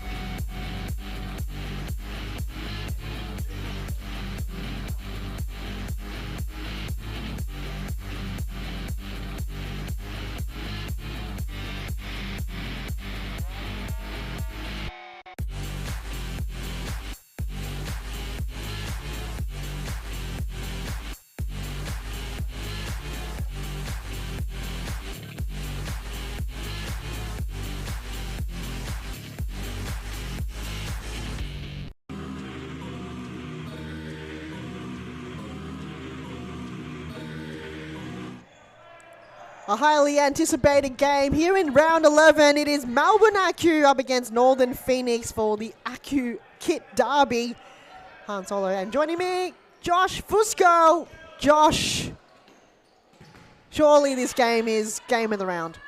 Well, I would say it's game of the round. That's why I chose to jump in for this one. Commentate with you. Let's partner up. It's going to be a great game, but AKU have been on rolling thunder form at the moment. They have been unstoppable. And this is such a stacked team. But Northern Phoenix were the only team last season to take down the Champions Evolution. And I suspect if there's going to be one team to do it, it's going to be Northern Phoenix. Can you imagine if they can beat Melbourne Acu? We saw that, as you mentioned in the last season, they were the only team to beat championship contender Melbourne Evolution. Can Northern Phoenix find a way through to get them in the game? But as you mentioned, stacked team There's Jess Sau, the Sakina Guy, Mary Hugh Beak, and Camilla Fresneda on the court right now. Doesn't get any bigger than that, Josh. The only player they're missing is Maya Bernadette Markovsky. Don't believe she is on the court at the moment. I feel like she is not even in the country. I think she is enjoying a bevy wherever she is in a very warm climate. So she is not present this evening. Not to mention also Rebecca Yee. But you have the return of Dana Stevens for Northern Phoenix. She's on the bench at the moment, but she could also be quite a difference in today's game. Of course, she's a quality player. I do wonder why she has started on the bench. I don't know if she was nursing an injury or what had happened, why she was away, but it's great to have her back. The quality will definitely improve on the court because of her inclusion. Those answers, I'm sure, hopefully we'll find her, but it's deflected off Felissa Iardo. She got a fingertip on her glove, but it's bounced its way into the back of the net, and Melbourne IQ have found themselves in the lead. That's just some, I think, a Sakina Guy magic right there. She was absolutely brilliant. Fakes her defender. It's so unfortunate. Ryder couldn't get a strong hand onto that one, but from such close range, you can't expect too much of her. Sakina Guy, she just brings out of the, like a rabbit out of a hat. There's goals where you think it's impossible to happen, and she just makes it look so easy. Well, she did it against Northern Phoenix the last time they played. From the right-hand side corner, right at the bottom, hits an amazing top corner shot. So she's known for these type of moments. Sure is, and the other players also on the court for Northern Phoenix. May O'Brien, number 9. Shooter Shanley, number 8. Steph Pantazopoulos, number 14, with a ribbon. And Annabelle Merjanas almost ripping the ribbon. So I think there's some form of ribbon action. Oh, Sakina Guy. Oh my goodness. Sakina Guy is starting on fire 2 minutes in. 2 undergoals. You were talking about, we'll probably just go to a break and we'll come back with more of Sakina Guy after this. Some tournaments, but finally you don't win the World Cup or you don't win the European Championship. You need a strong group and everybody go in the same direction. The futsal is totally different than in Europe or in other countries. I think there are good levels here in Australia. There are good players, so they have to work hard and maybe in the future Australia is in the top.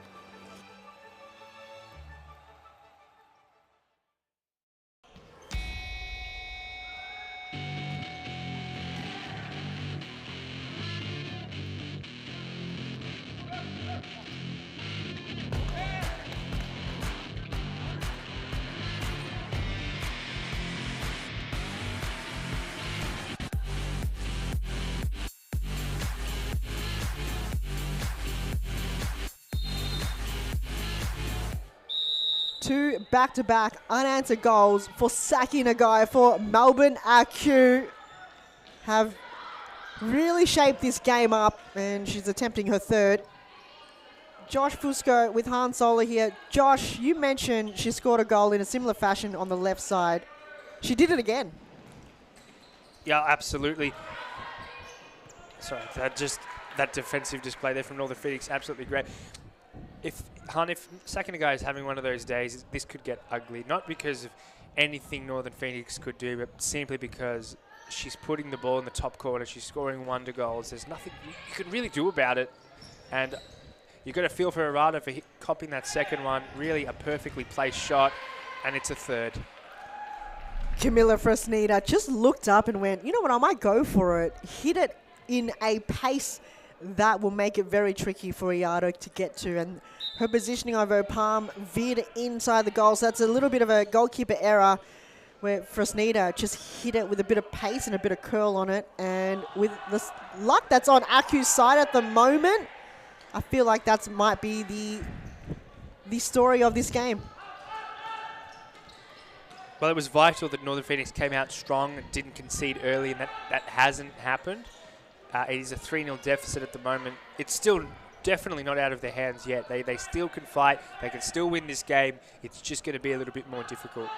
We've seen them come back on multiple occasions, so they have to have the belief on it. As we see Dana Stevens, number 4, on the court for Northern Phoenix. They will have her up high as possible. The question is, can they get the ball to her? Normally she's the one feeding it to everyone. There she is now. And Pantazopoulos just gives the ball away. And Melbourne Acu, they haven't even brought the other players have got that's currently on the bench, so they're going to probably keep sacking a guy on as a target for as long as possible because she's on fire at the moment. Absolutely, heat check.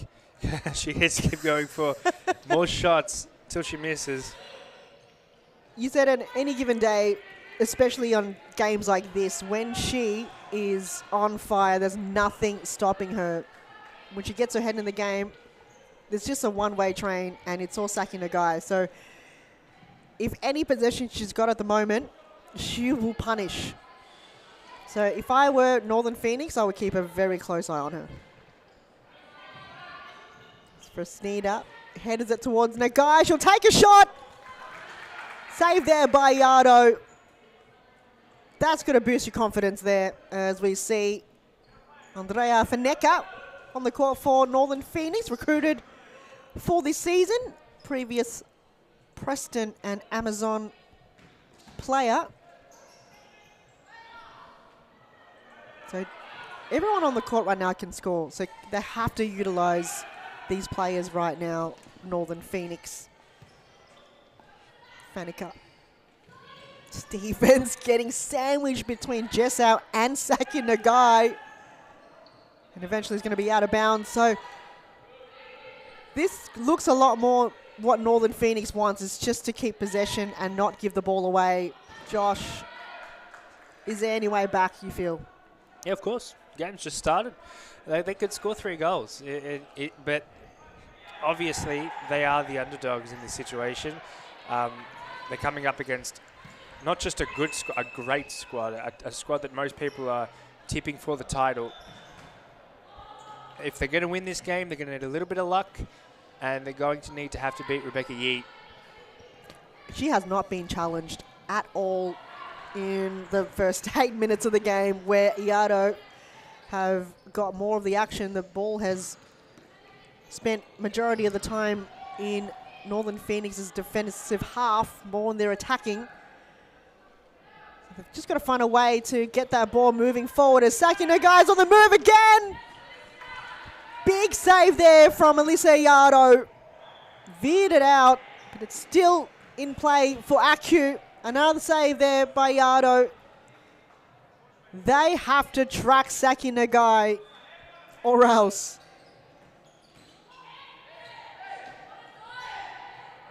Ball is still kept alive here by Northern Phoenix. And Andrea Faneka. May O'Brien was the target there, but didn't get to her. Jessau. Oh, he's a post again. Josh, it's our favorite time of the game is when the ball hits the post. Seems to be when I'm normally with you. No comment on that. No comment on this dark art. Look. When it rains, it pours. Yeah, I guess so. You don't usually want it to hit the post. You want it to go in, but for this game, the post is a good 6th player at the moment. The free kick given there to Northern Phoenix, as we see number 4, Francesca Iamano, on the court for Melbourne Acu. What a team. You replace one star quality player with another one, Josh. It's the Avengers, really. That's what it is. It's just this is a super team all round. Who would be who? Maybe we should put that in like some form of social media. The Avengers. Who's who on the AKU? I'll get back to you. As we see from social media throughout the week, Catherine Ioannidis. Momentarily, I'll stop that conversation to Francesca Iamano, have only spent about a minute on the court and have already found her way on the scoreboard for Melbourne IQ. What a recruitment they've had. Francesca has pretty much scored in every game she's played in this season. As Lucy Raymer is on the court for IQ. So the transfer window right now, Josh. Catherine Ioannidis seems like the first player we've seen transferred from Preston to Northern Phoenix. Absolutely, and it's a return, I guess they would consider it a return home. A short stint at Preston, but a memorable one. I wonder if we'll see any other players on the scene in other clubs, but we haven't seen that as of yet. Only Catherine Ioannidis, so far the only player we've seen that's transferred. They've got until next week. As Hubig will keep it into play here for Melbourne IQ. Yamano under pressure there by May O'Brien. Still keeping it alive here. Finds Raymer. Good to see her back on the court for Melbourne IQ. And eventually the ball will go out of play for a throw-in for Lisa Iardo. Long throw towards Dana Stevens. Christine Hanna making her first appearance in tonight's game. Camilla Fresneda. Ball goes wide. She did well to steal the ball off, but under pressure there. So Northern Phoenix, Josh, this is their team. They've got Christine Hanna, Catherine Ioannidis, Dana Stevens, and the new addition of May O'Brien. Can they find a way back? I don't know. What's the difference between the team we see now and the team we saw when they bet Evolution? I would have to say that this AKU side is probably a better team than the Evolution side. Stevens charging her way forward. It's still live, but I think she kicked it out of Rebecca Yee's hand. So a free kick is being given to Rebecca Yee, who was challenged there for the first time. Ball into play. Oh dear. Catherine Ioannidis was challenged there by Lucy Raymer right on the line. Oh, if only that went in, Josh. They need it. They need one desperately if they're going to come back into this game. 10 minutes to go in the half. 4-0. Melbourne IQ. I think they've scored, I have to go back in my stats, but they've scored at least 4 goals in every game they've played. But look who they have. I mean, Mary Hubig, Jess Out, Iamano. I mean, I'm not going to continue naming the players because I think we'll be here for a very long time because there's so much quality on the defense and on the offense. As Carla D'Alessandro, and he's on the court for Melbourne IQ. It's a lot on the bench for IQ this evening. And they've got so many players on their list as the turnovers created here. Stevens to Hannah. Back to Stevens, but dispossessed by Hubig. And Iardo had to outstretch with the save. Have to move quickly here, Phoenix.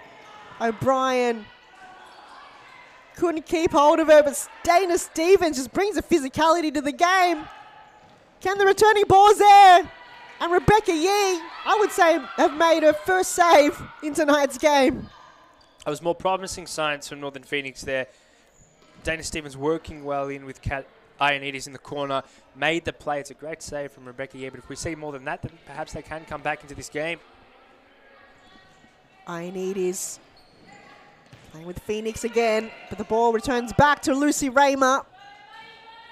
O'Brien did just enough there to get that touch on. But looks like Lucy Raymer came out second best in that challenge. Side ball for Melbourne IQ. D'Alessandro to Raymer. A rocket fire on the left, but over the crossbar. O'Brien finally takes a break. On comes Steph Pantazopoulos. We'll have to ask about the ribbon. Could just be the new look for Northern Phoenix.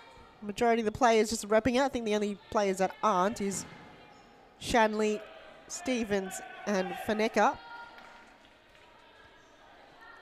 Feel like whoever started that trend, I think it's Hayley Rasso from the Matildas, started the trend of the ribbon. But gee, Jessau trying to skip hop away through the entire Phoenix team. But Phoenix looks a lot better now, Josh. If only they were kind of playing like this from the get-go, I feel like they just started off a little bit slow. Absolutely. And again, Sakina Guy was wonderful in her first 2 attempts. Attempts that succeeded to 2 goals. Of course, no, of course they succeeded, yes. She didn't attempt them. Of course. But they were phenomenal. And they were very clinical, AKU, and I don't think Northern Phoenix expected them to come out so quickly. That's the aim of the game. They just don't miss anything here, AKU. They are probably coming in with a game plan from the whistle. You can't give them any doubt whatsoever. But Northern Phoenix have finally warmed up to the game. I think they just started off a little bit shaky, but they've finally found their rhythm and their groove. Pantazopoulos, I'm not sure what she's intending there. Probably should have just let that fall to ground first. Out to almost Diamano. No, she tried to keep it in. Stevens lays it off to Shanley, who's just got off the bench. Chips it towards Shanley again. Good use of the body. Back to Stevens. To turn to Pantazopoulos. Target was Shanley. Oh, good steal from Stevens. Can they punish? The returning ball towards Stevens wasn't there, but Shanley wanted to go on her own with less than 6 minutes remaining in the first half. 4 goals to AKU, none to Phoenix. I'm not sure who can score the first one for Phoenix, Josh. It's going to be quite tough, and it has to be something special from something. Well, if you look at the game so far, the most likely candidate has to be Dana Stevens. She's been really aggressive in her gameplay, and maybe she won't score the goal, but she'll definitely be part of it. She's set up 2 great chances, one for Shanley and the other one was set up by Kat Ioannidis. So they've had their opportunities, and I'd have to say Dana Stevens will be the catalyst behind that. They would try to keep her on the court for as long as possible. She is such a valuable team member in the Northern Phoenix squad. As Imano, wow, it's hit the post! Oh. And the follow through from Saki Nagai. It went over the crossbar. I think the 2 goals that they conceded was when Dana Stevens was not on the court for Northern Phoenix. Well, of course, they didn't start with Dana Stevens. No. And so maybe that's a mistake coaching-wise, managerially-wise. Well, so far they have rectified their mistake. The coaching staff, Isho and Nicholas Parthamos. And a free kick is given to Melbourne AKU. There's a challenge there to Saki Nagai, and Camilla Fresneda and Jessau just conversing over some set plan they've got here, as we see Chazelle Day on the court for the first time in this game for Melbourne AKU. As Jessau will take it towards Saki Nagai. Good defending, but has it been called a handball? It has! Against Alana Shanley. She can't believe it. She's trying to contest it. The referee blew the whistle, saw it all unfold. Not sure what. Are they contesting it? Because there's no VAR, Josh. I'm not sure why we're waiting around, or is it just more Northern Phoenix is killing time? I don't know if they have. I don't know if they should be killing time. I don't think that'd be in the game plan at all. I think they're truly trying to change the mind of the referee, but it doesn't seem like that'll be the case. Handball was given, and I didn't quite get a glimpse of it. It was so, let's say, blasé. It just happened so quickly, but it is a penalty kick. It is, and Iado just warming herself up What are the odds? Not against Camilla Fresneda, that's for sure. She gets her second. Nothing Iato can do that on that occasion. When you're up against a penalty shootout right on the edge of the D, it's all pure luck, and you can rely on Camilla Fresneda to time and time again find the back of the net on those situations. They had to find a way back here, Northern Phoenix. Dana Stevens still on the court. Chazelle Day will bring in the side ball. Thought about it for a second, but it turned around, and it's going to be Alana Shanley. Oh, no, never mind. Steph Pantazopoulos will go long. Stevens was a target. And a throw in with 2 minutes to go in the first half. Northern Phoenix got to find a way into the game. Jessau to Nagai, to Day,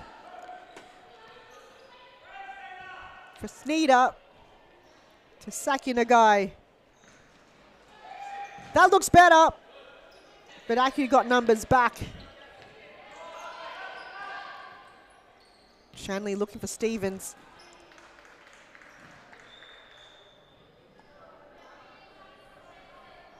Wow. I'm just thinking, Josh, what team can beat Melbourne IQ at this point, from this point forward? That's a question. I do think, well, probably Western United. That was a close game when they played. It would have to be Western United. We saw Melbourne IQ against Melbourne Evolution last week, and IQ, I wouldn't say destroy, I mean, it was 5-2, but... Well, Rebecca Davies didn't quite play, so that obviously plays a part in that loss. But certainly they were a better team. Well, it'll be a while until ACU will verse Western United, so until then, I think it's round 16.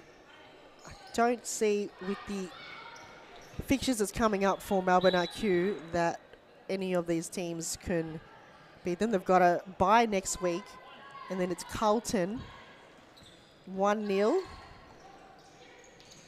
and Heidelberg. But anything can happen. But I'm just thinking, if you're thinking Western United could be up for a challenge. I think that Western United have the best chance.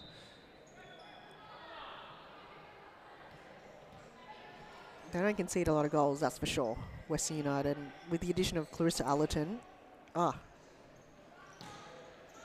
surely they can, though. Jessau on the move, Camilla Fresneda. Does that count? It does not count. As the ball made his way to the back of the net after the whistle. It's Melbourne ACU 5, Northern Phoenix 0.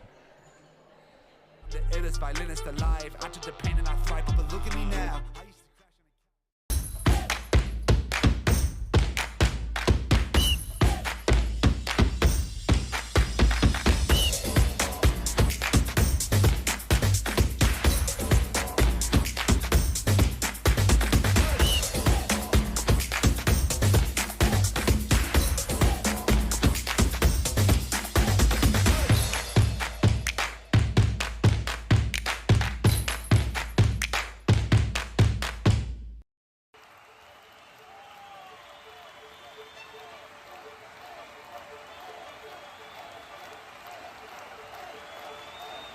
A good futsal player has to be intelligent.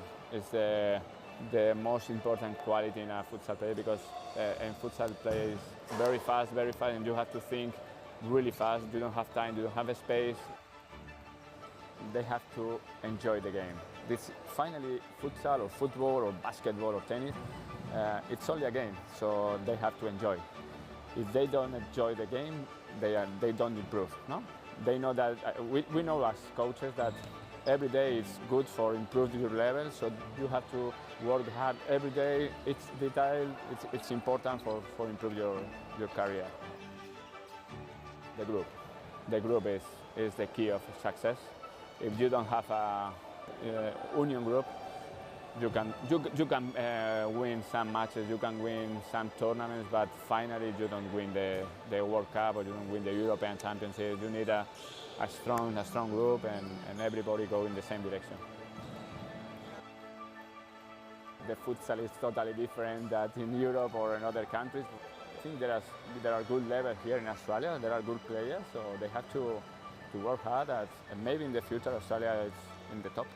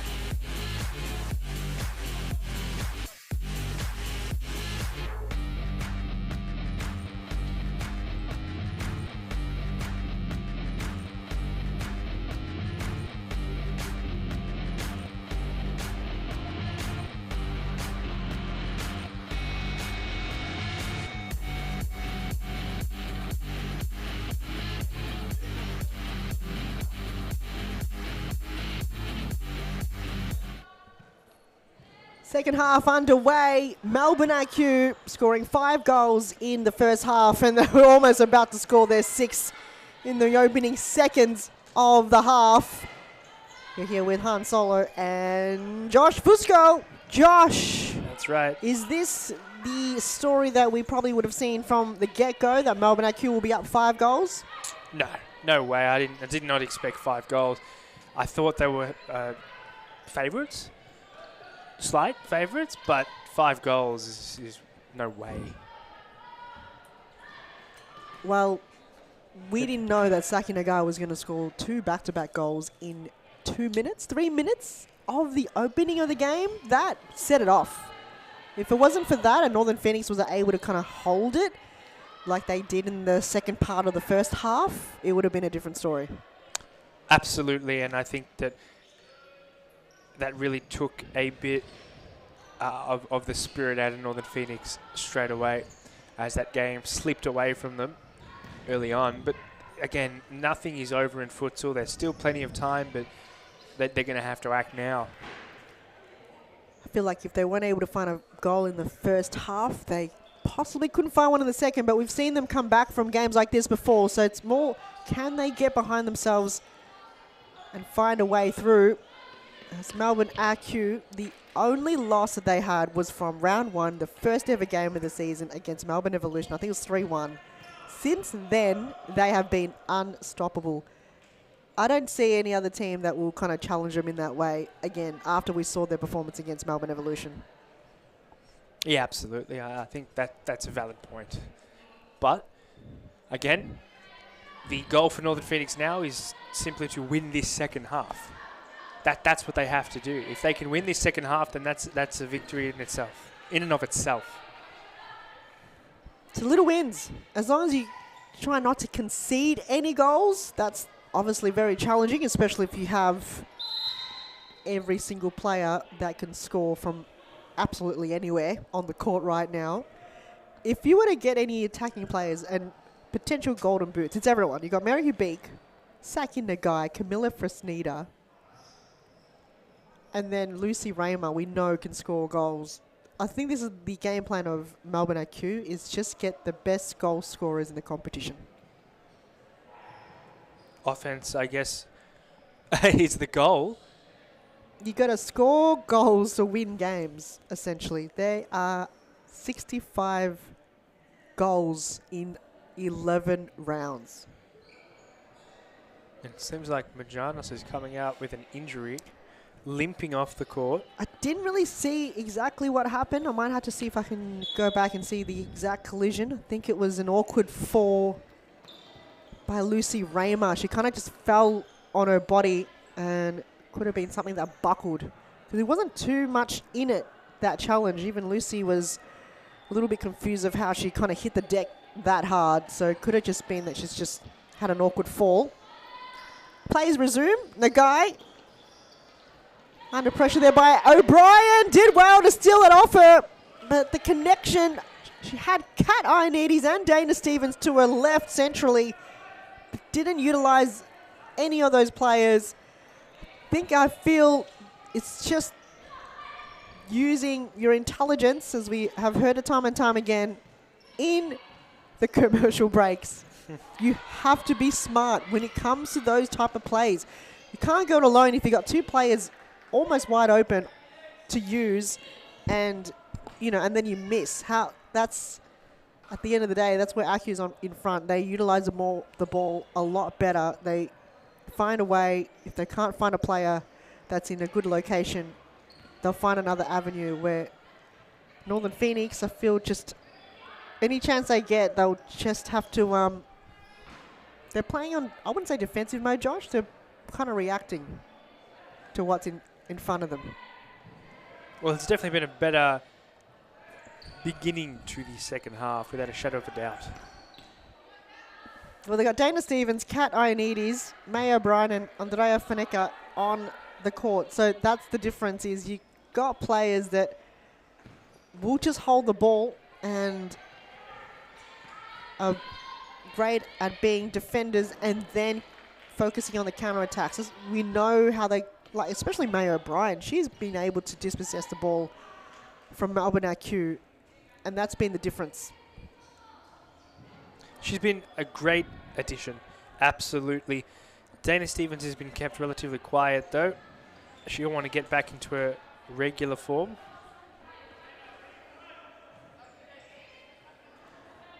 There's a long ball towards Stevens, but Aku had three players. Ioannidis! There's the first goal. A long time coming, and a breath of fresh air for Northern Phoenix. They've got a heartbeat. This could be game on, but it's a pretty high mountain to climb for them right now.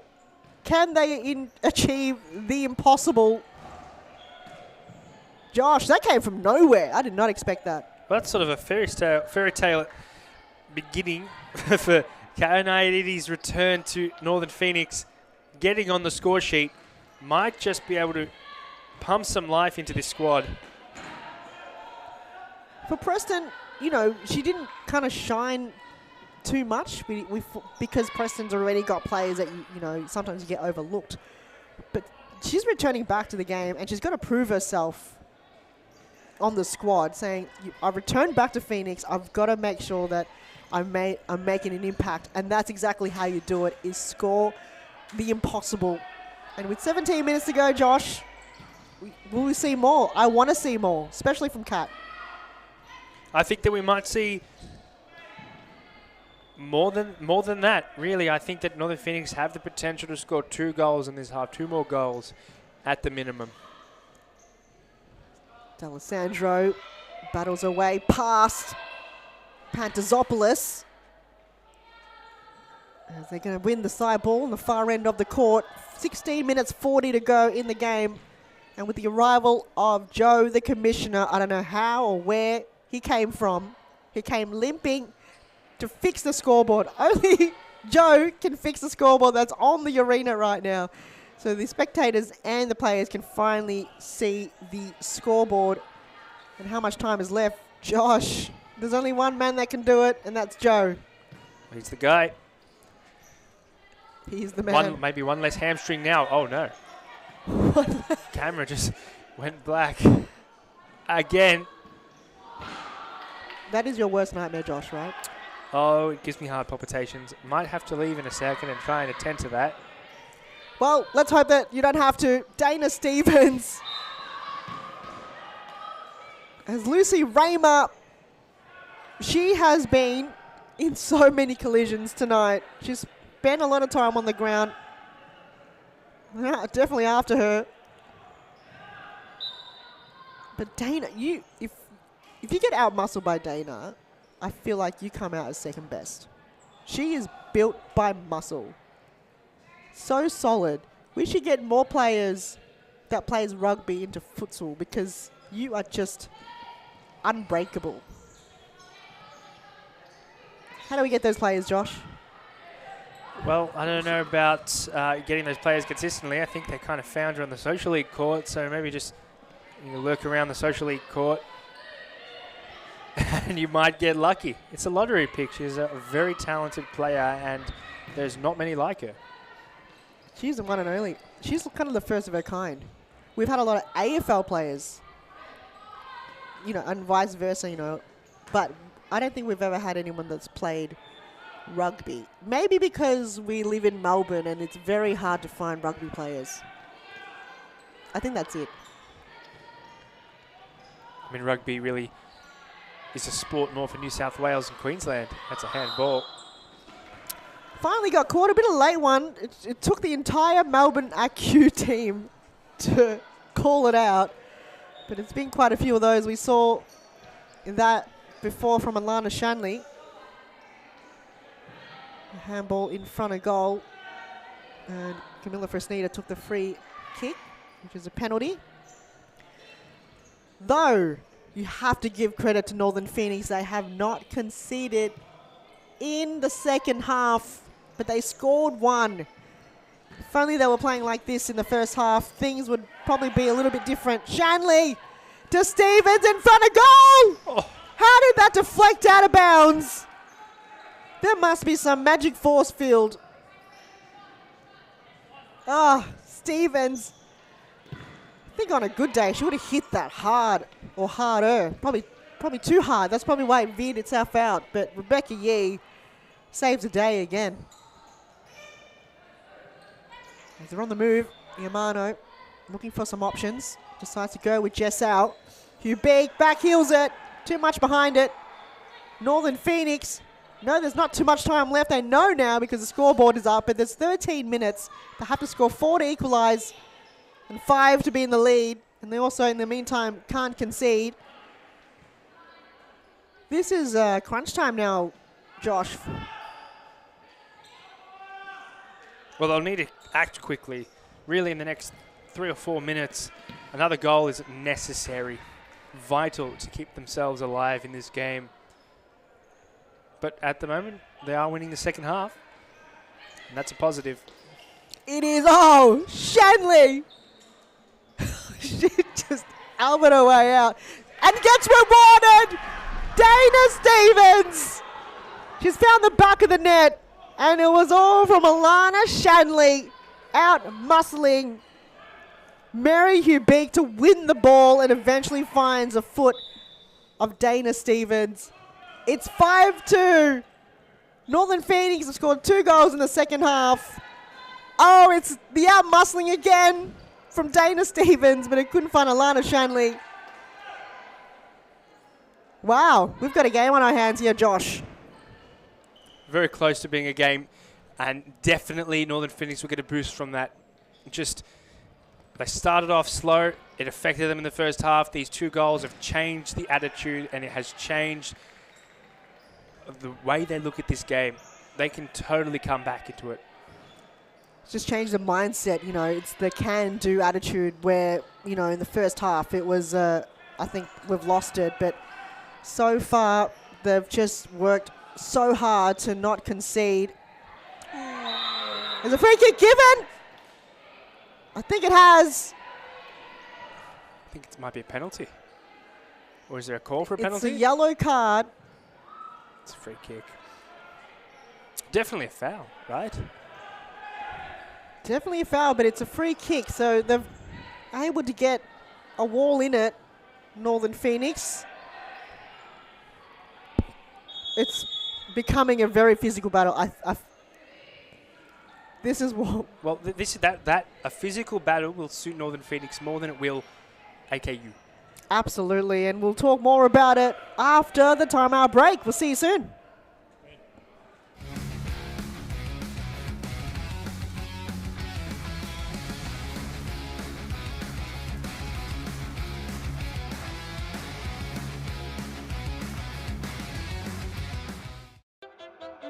Grew up with low self-esteem. Was me and my mama, just us in the trauma. Hands up if you know what I mean. I see you, I feel you. I want you to know that you're not alone. I know what it's like not to have a home. Feel like I live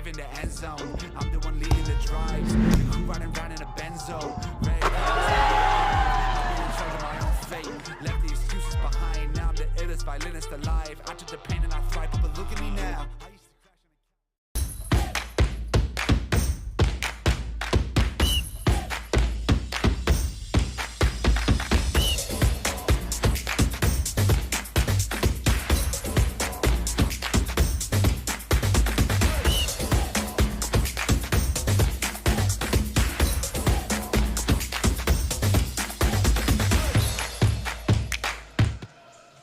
Jessau in front of the ball for a set piece here for Melbourne IQ. Can they find a goal in the second half? 5 of the goals were scored in the first half. We're just underway here. Jessau have got Saki Nagai lurking in the back post, but I feel like they're keeping a very close eye on Saki Nagai. This is tension building right now as we just wiping off a little bit of moisture on the court.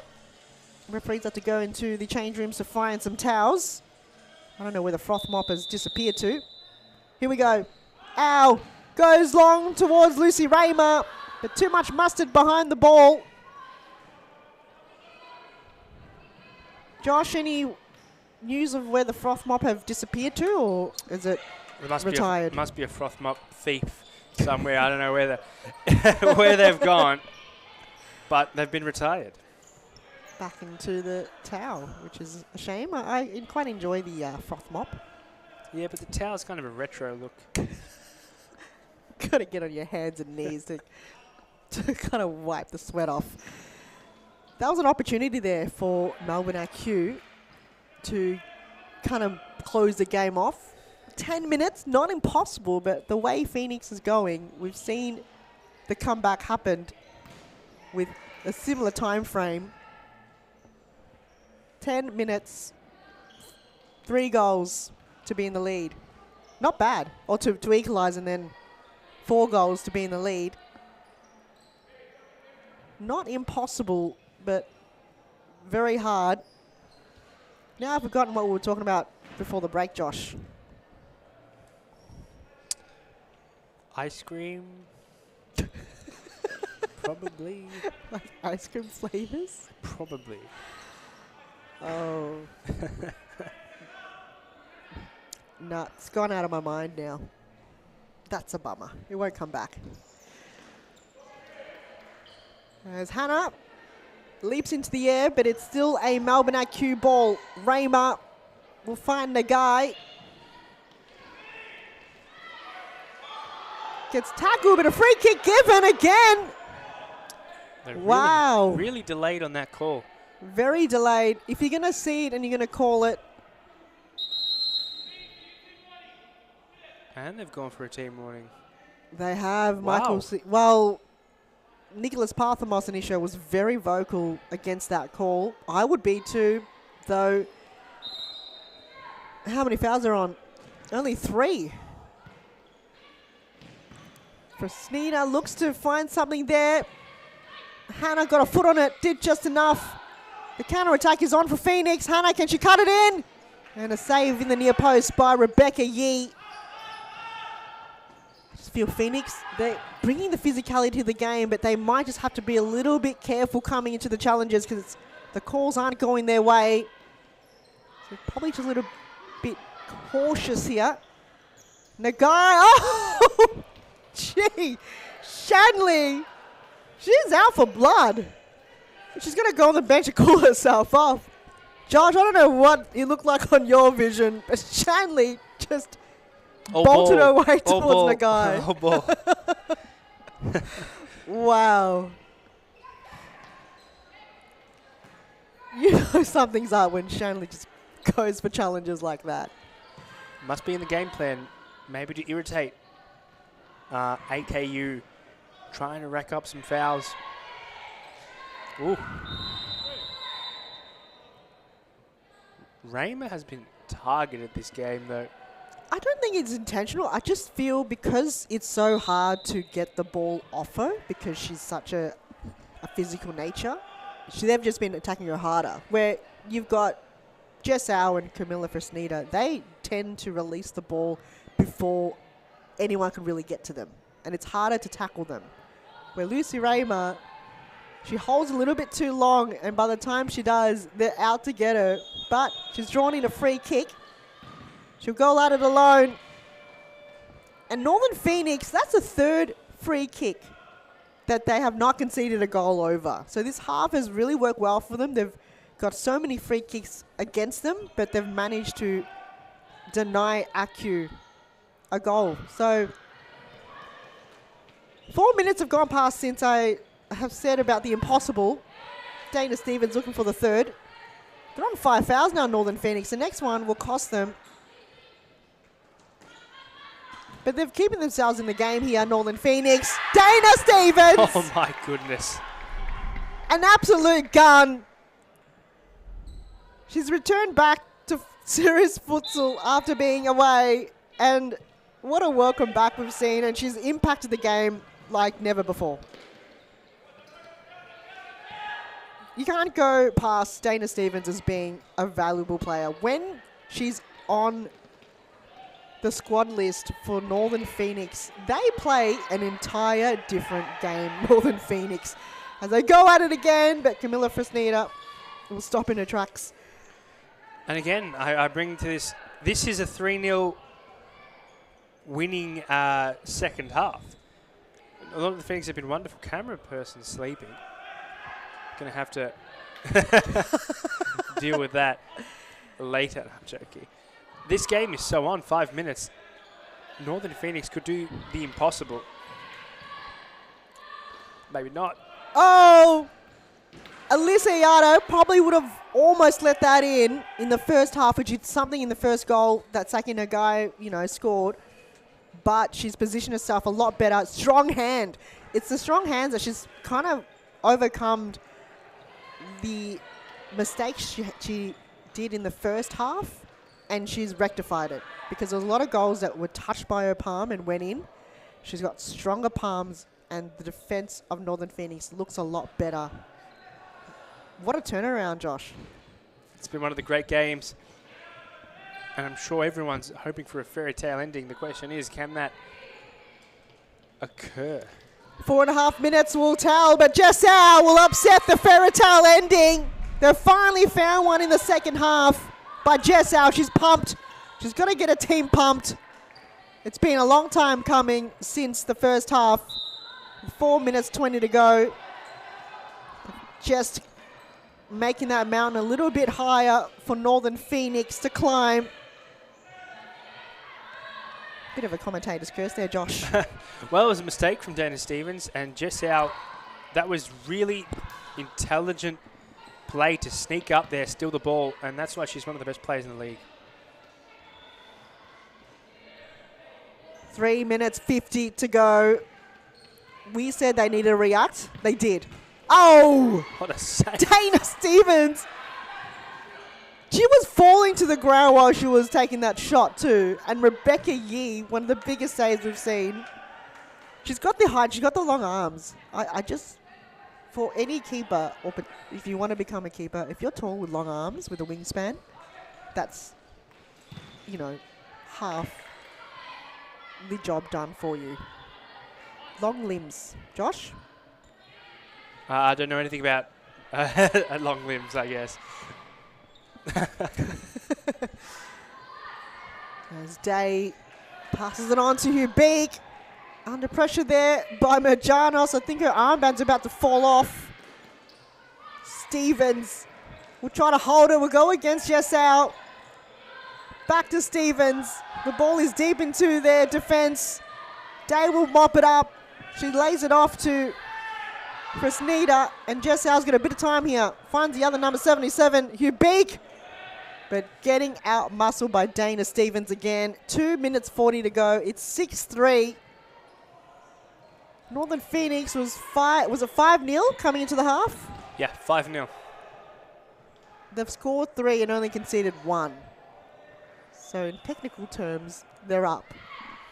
If only they were able to have a game like this since the beginning.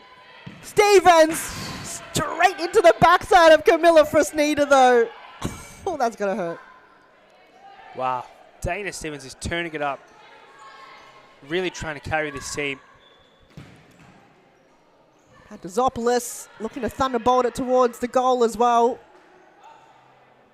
And according to her stats, just hasn't been on target. Very powerful shot. Just have to focus on her accuracy, where Dana Stevens will find Pantazopoulos. May O'Brien wasn't on the same page on that occasion. 1 minute 54. Feel like the belief is still there. They're looking at the scoreboard and the time. Cat Ioannidis, though, that goal that kind of set things off for the second half for Northern Phoenix. The returning player from Preston.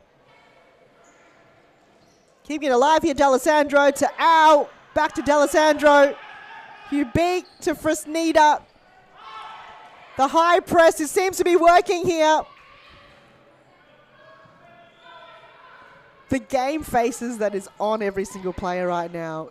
There is just all focus right now for every single player. And Northern Phoenix, they can't lose possession. Pantazopoulos, quick to apologize there. Just out, finds Fresneda. Oh, and a big save from Iardo.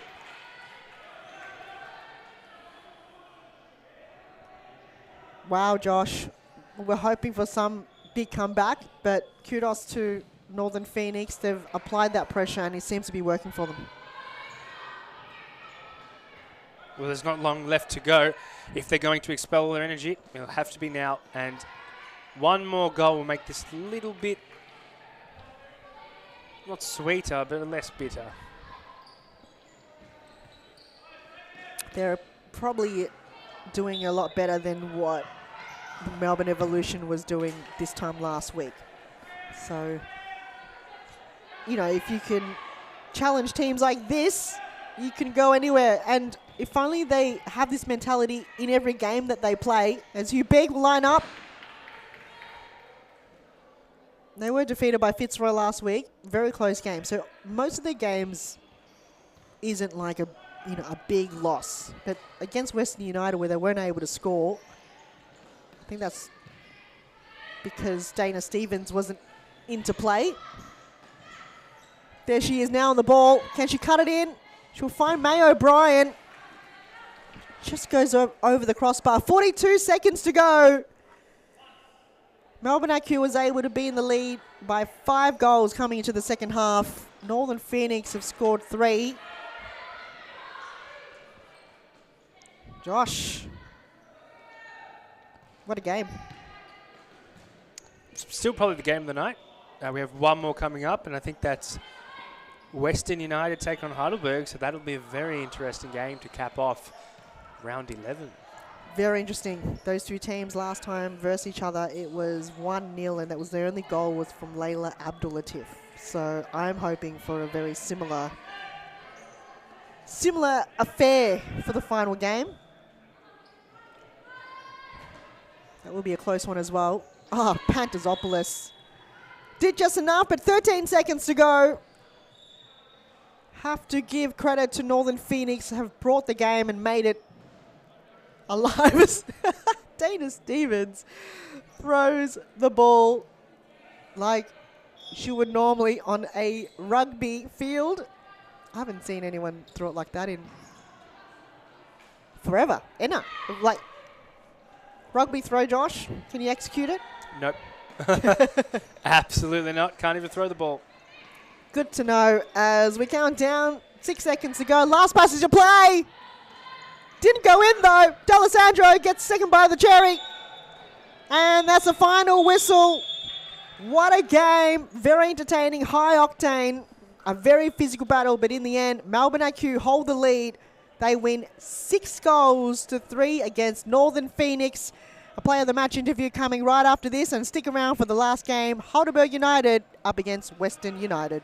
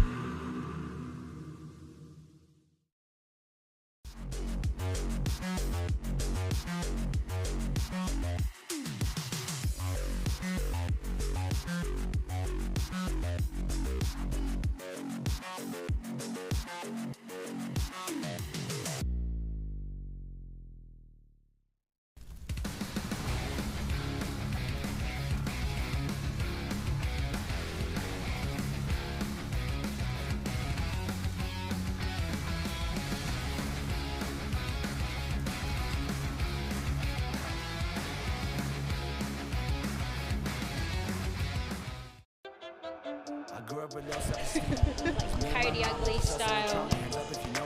See the movie? See the movie? Yeah. How was bed making the other day? Good? I'm here with Mary Hugh Beek and Saki Nagai from Melbourne ACU. Wow, what a game. It was high octane from the start, from the get-go, and the goals from Saki really set it off. Absolutely, Saki, you can talk to that one. You're the one that scored those 2 goals. No, we started off quite well. We knew that Phoenix was going to give us a fight in that game, and we wanted to start off scoring goals. As we got into the game, we got 5 in the first half, I think it was, but slowed down in the second half, unfortunately, because Phoenix just got into the game and gave us a good fight towards the end. But yeah, those Saki goals at the start were amazing to see. So yeah, 2 early helped us set the tone for the game. You really had a lot of luck on your side. It was just more momentum from the get-go. What really happened in the second half? Was it Northern Phoenix coming back, or did you kind of didn't find your groove? Yeah, I think that Phoenix just really picked up in the second half. I think we took our foot off the pedal a little bit with the intensity, and like the movement was still there, but yeah, Phoenix just brought it, and that's credit to them. They wanted it in the second half. They were hungry for those second balls, and they buried a couple more, and they believed that they could catch up. So yeah, it was a bit of a fight towards the end, but yeah, good to see. It's always good to have a challenge. Oh, it's good to have a challenge. Is everyone okay that there was a lot of times where, you know, the challenges were in hard in the second half, a lot of players going down, but you seem to really find your feet? Yeah, I think we always try to keep a level head and play the game. Like, that's what we're here to do. You know, yes, it did get a little heated at times, but we know that at the end of the day, we're here to play futsal and not hurt each other. So, yeah, we just stick to that and just play our own game. And we know that we can stay on the top like that. So, yeah. The challenge, once again, was trying to shut down Dana Stevens. How hard is it to really get possession of her? She's one player that's really hard to beat. Come on, Saki. Yes, of course, Dana Stevens, you know, the long balls to Dana. Yeah, she's obviously, you know, a great pivot. She's one of the best in the league at the moment. You know, she's scoring a lot of goals.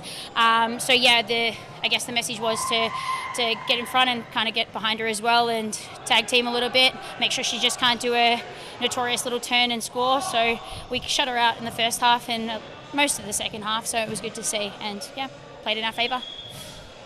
Lastly, Mary, I think that this kit is probably fitting you a lot better. You're grooving in with your teammates. Is this just kind of like the calling that was meant to be? I have been friends with RQ since they actually started their business back in like 2017, I think it was. But yeah, like obviously it's hard to move across teams and clubs. Evolution was a great club to be a part of, but yes, I definitely feel at home at RQ, so it's nice to see, and they've been really, really welcoming, all of them. So yeah, I appreciate it, and I appreciate RQ a lot. So I'm really enjoying the season, and hopefully we come out on top with a title as well. Fingers crossed. Yes. Best of luck to you too. We're gonna cross every finger and toes that we've got, because this could be your season. You're one step away from it. Congratulations once again. Thank you so much for your time, Saki and Mary. And final game, Western and Heidelberg. We'll see you then. Thank you.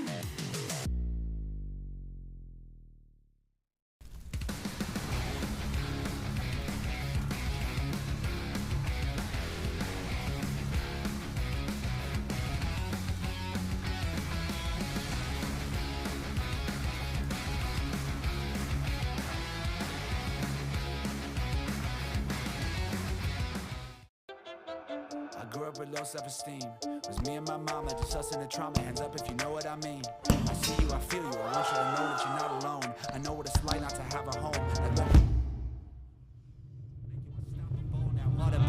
Feel like I live in the end zone. I'm the one leading the drives. The crew riding round in a Benzo. Red I'm in charge of my own fate.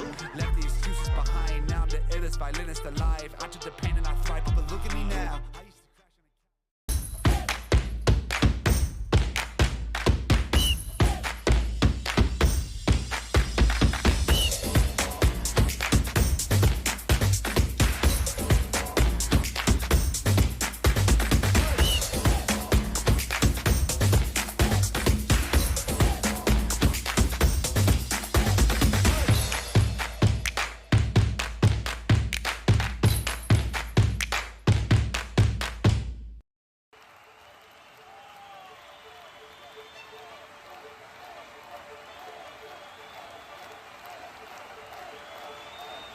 A good futsal player has to be intelligent. The final game of round 11 is just about to be underway here. It's Western United up against Heidelberg United. It's the NPL women's team clashing up against each other the second time in this season. And last time they met, it was a 1-0 affair. Western United, with the difference of Layla Abdulatif scoring that only goal in that game. Can Heidelberg find a way to get the win back? It's going to take quite a lot of effort. These two teams, we know how good they are. And against each other, it's probably going to be one of the closest games we will see in tonight. As Begang to Whiting. Connection was great.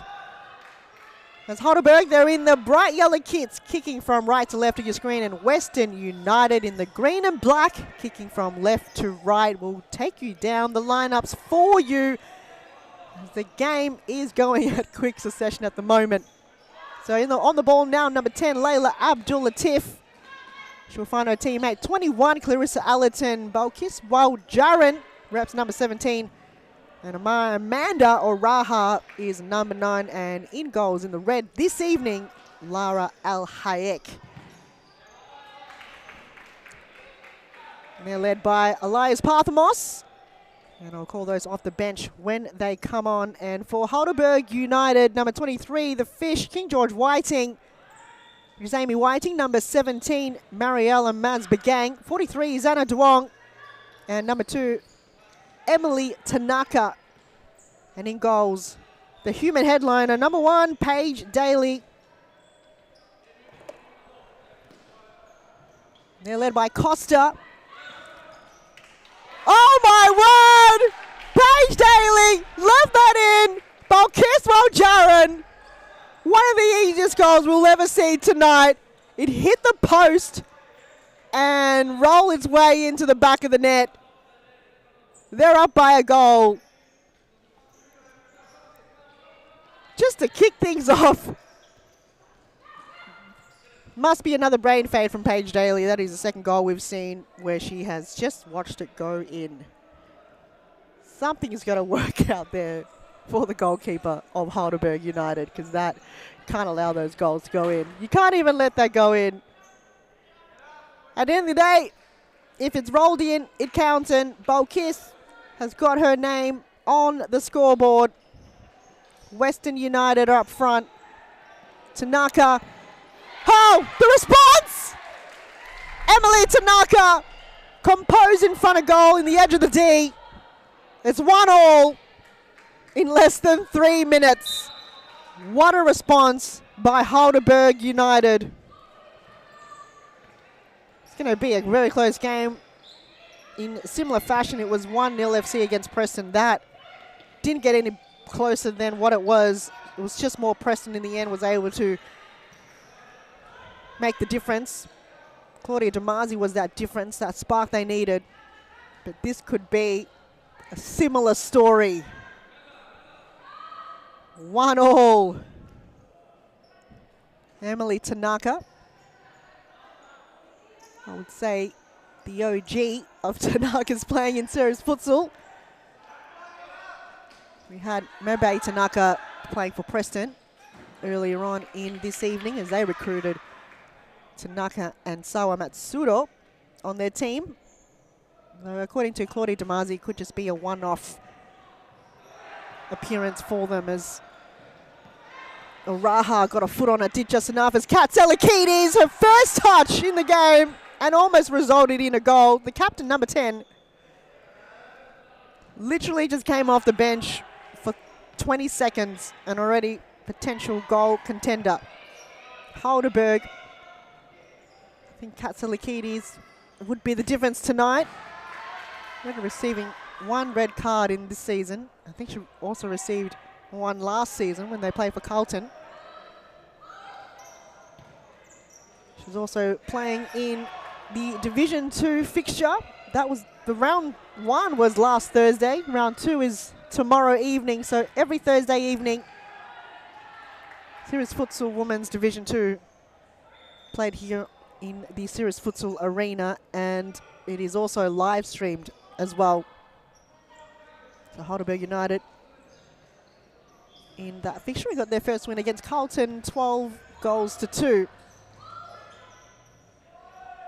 As Abdul Latif likes to hug the boundary. Begang timed that tackle. Quick play towards Duong, but she kicks it straight into a Raha, into, well, Jaron, who's lurking there. Abdul Latif gets blocked by Begang. Tanaka had to kind of position her body in a fashion.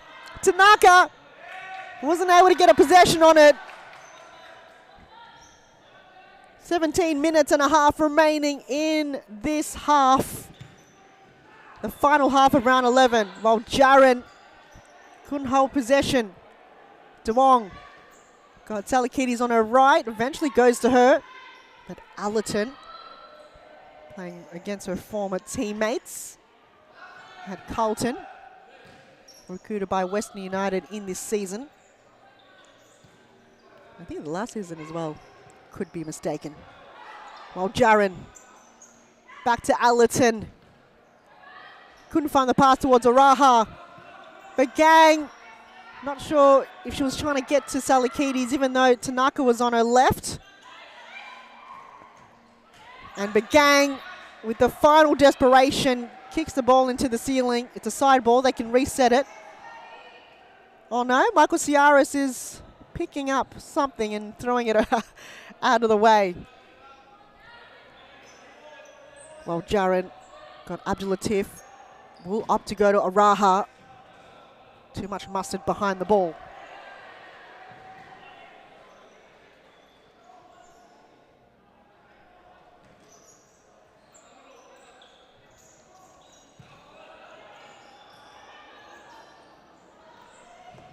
As Mariella Begang takes a break, on comes Maddie Campbell. So this is a full squad here for Heidelberg. The appearance of everyone, I think, except for Amina Sharefi. Al Hayek haven't had too much to do. Back to Abdul Latif. 15 minutes 30 to go. Duong to Tanaka. Campbell. Back to Duong. Lays it off to Salakidis. Ball is still live. She's hit it too hard there, Katrina Salakidis. A lot of balls directing upwards. Way too much here in the game. That's missed it completely. We need lower balls here.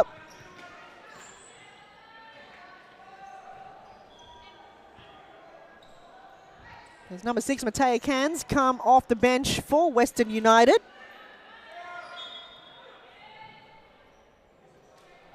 And Yaren Sargan on for Western United, number 8. Heidelberg just made an interchange. Isabella Chincotta in lieu of Emily Tanaka. Sargent on the move. Got no options. Duong got it. We'll go to the left to Maddie Campbell. The return ball would have been great, but she was on her left, on the move, so had a difficult ball to control. 14 minutes, 15 to go. Last game of round 11. And what a round it's been. Preston defeated 1-0 FC 4-6. So that was a very close game, end to end. Fitzroy was proven too strong for Carlton. They win 6-1. And Melbourne IQ victors against Northern Phoenix. Thought we were going to see a comeback, but Northern Phoenix was just unable to get the job done in the end. And according to IQ, it could be Sakina Guy's last game for a while in this season. As both of the number 10s for both teams battle it out. Telekides up against Abdul Latif. Compare the pair. Chincotta warming up to the game. Haven't seen too much of her appearance for Heidelberg United this season. Late game's not to be favoured for a lot of these players, but they are here. Allerton couldn't find a way through, but the ball goes back to her possession, but kicked out of the way by Katrina Salakides. Araha and Waljaran back on the court for Western United. So very quick substitutions as we see the intensity rising. Kat Salakides asking for a touch there. Wasn't given, so it's going to be a throw in from Lara Al-Hayek to Araha. Intercepted there. Chincotta.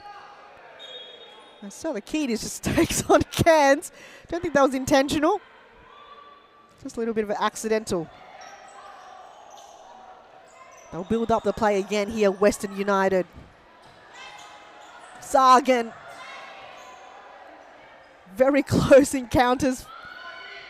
But while Jaron finds a little bit of space, Paige Daly mopped that up.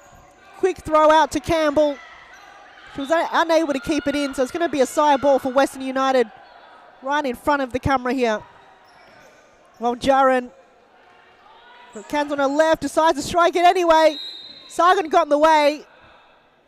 I think it was a handball called, so it's going to be a free kick given to Heidelberg United.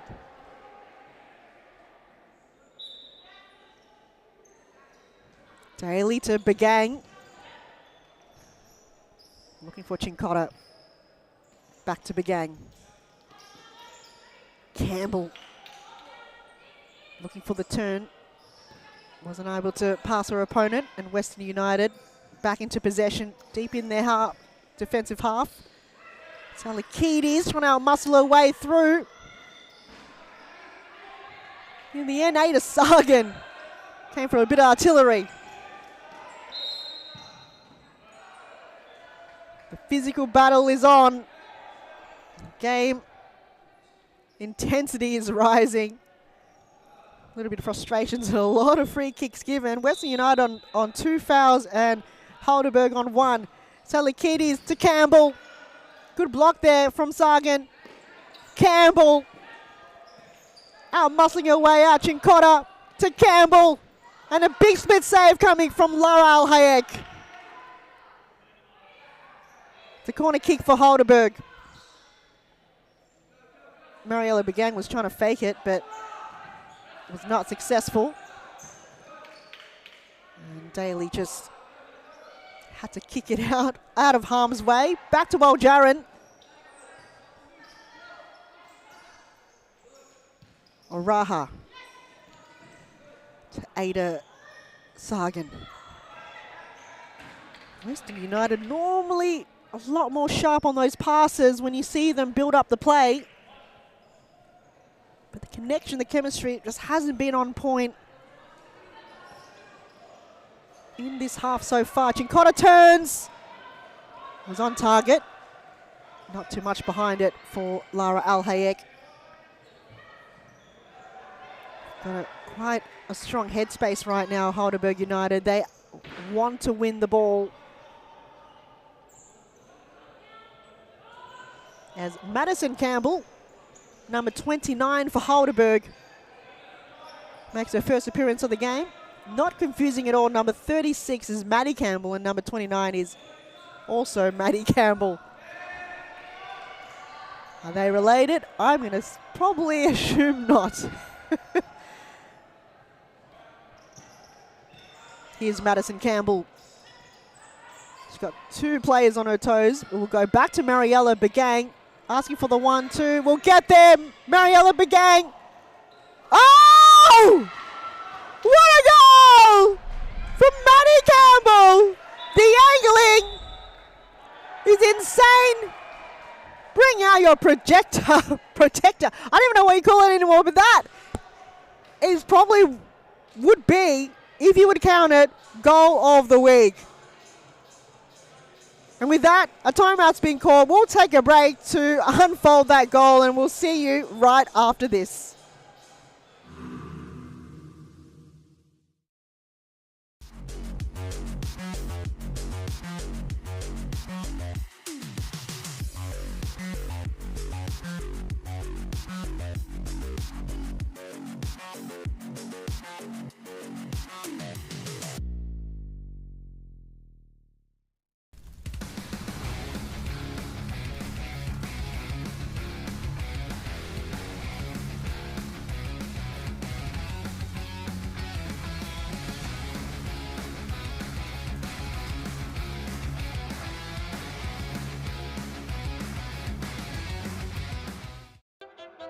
I grew up with low self-esteem. It was me and my mama, just us in the trauma. Hands up if you know what I mean. I see you, I feel you. I want you to know that you're not alone. I know what it's like not to have a home. I love you.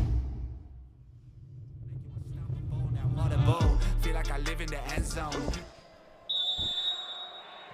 Heidelberg United, they've got some magic spells conjuring in this game right now. The response goal from Emily Tanaka that got them equal, and then they bring that goal that we just saw then out of the bag from absolutely nowhere. This game is looking to shape up to, I would say, game of the round, if you were to call it, because it's just been everything you want futsal to be, and they're just unpacking it right now, dissecting every single move here. Western United not playing the normal game that we normally see from them. They are unable to hold possession. They normally build up the play. But so far, Heidelberg came in charging. They're pressing at every moment. They're not allowing any breathing space for Western United. They are drawing in the mistakes. But they did call that timeout just to bring themselves back into this game. Oh! That hit the post and out again. Isabella Chincotta, unlucky. Open goal. The posts have received so much action tonight. It has been a goalkeeper's best friend. And what Josh has said earlier, the sixth player on the court right now. Oh, and a massive save from Lara Al-Hayek in the near post. That was pin perfect perfection save. It was reflexes. It was instinct.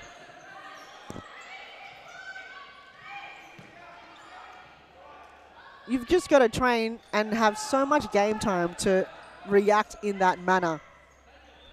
Well, Jaron looking for a second. That was on target to be clearing up some cobwebs there in the top corner of the goal.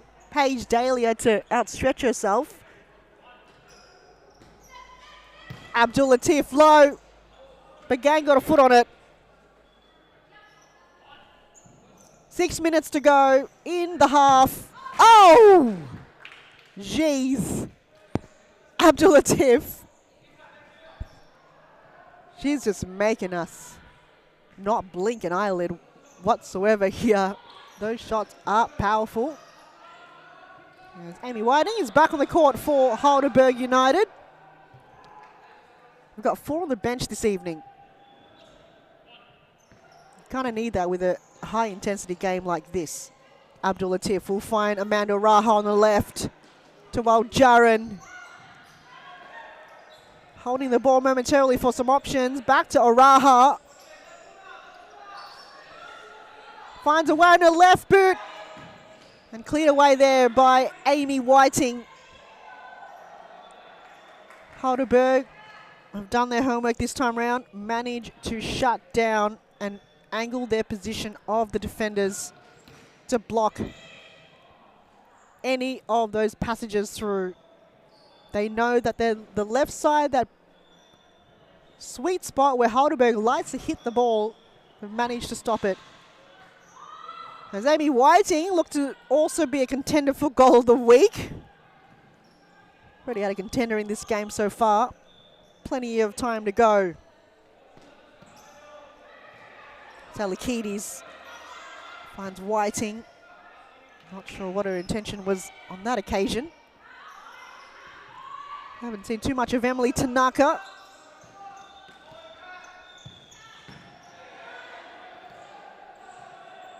Just reserving a little bit of energy there. Heidelberg didn't go for the ball. Back to Waljaran. She'll find Layla Abdulatif. Holding the possession a lot better now, momentarily.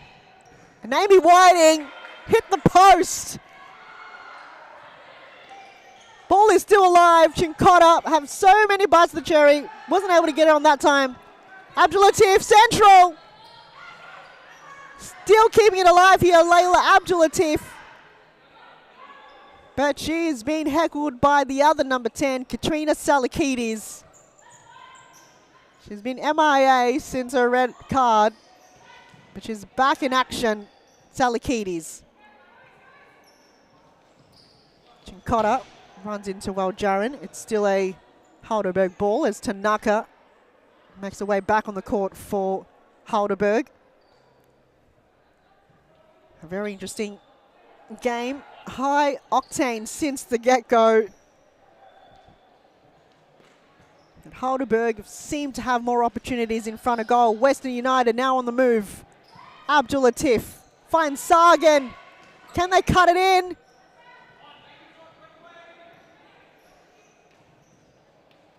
The gang will slow it a little bit down here. Tanaka was the target and Salakidis will just kick it out of danger while they reset the ball. 2 minutes 45 on the clock.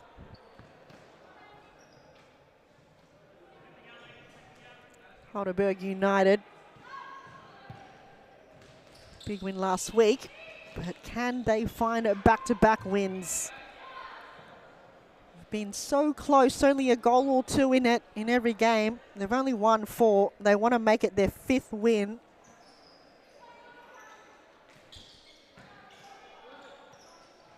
And Western United currently sitting in 2nd place with 8 wins and 1 loss. So it's been quite difficult to go up against Western United.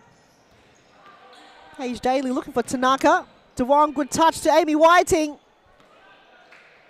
think she rushed that ball a little bit. And it's going to be a Western United side ball right in front of their bench. Al Hayek will go wide to Allerton. Great use of the ball towards Sagan.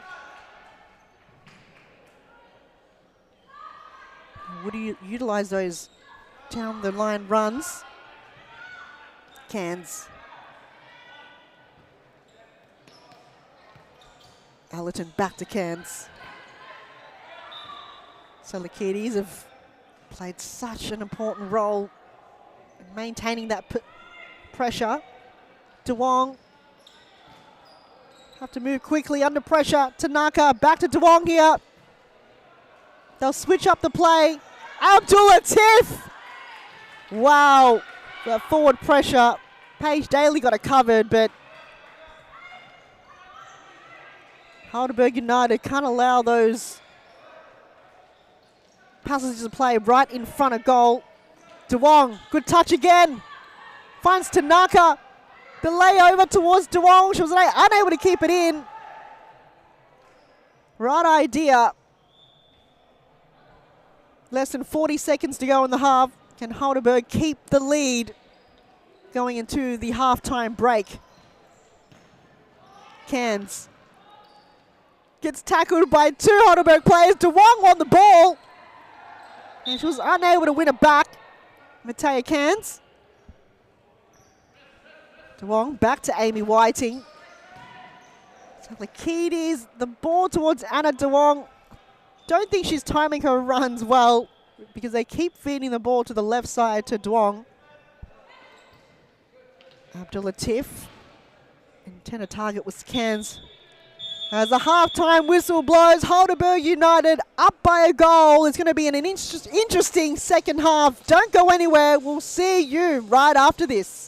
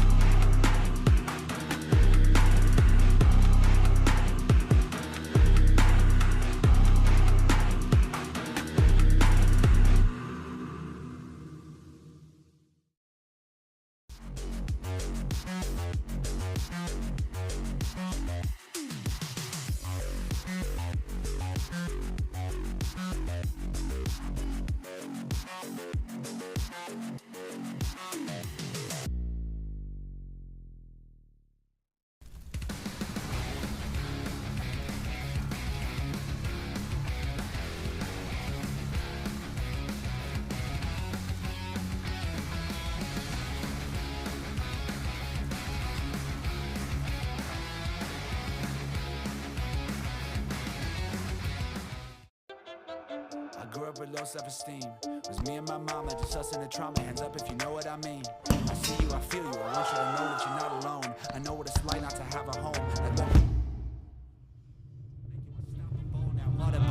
Feel like I live in the end zone. I'm the one leading the drives. The crew riding round in a Benzo. Red I'm being in charge of my own fate. Left the excuses behind. Now I'm the illest violinist alive. I took the pain and I thrive, but look at me now.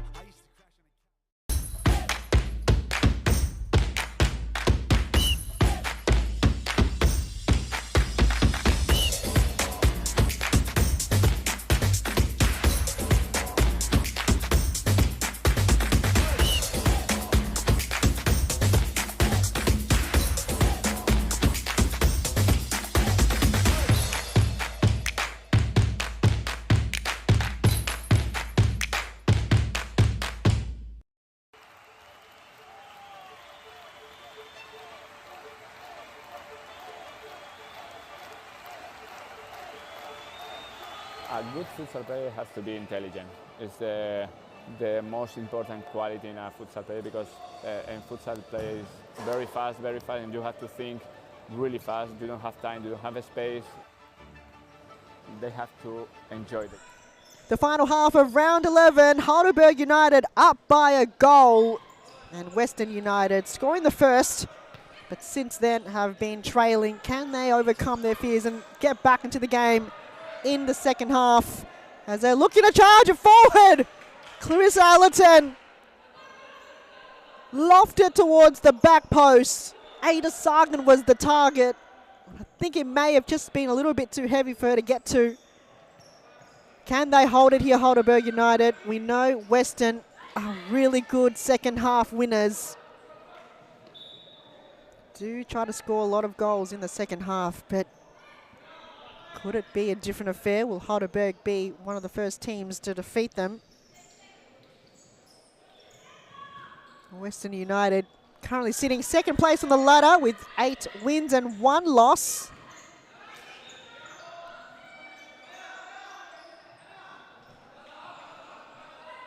Where Heidelberg United sitting 7th on the ladder. One of the best seasons we've seen for Western United. Allerton.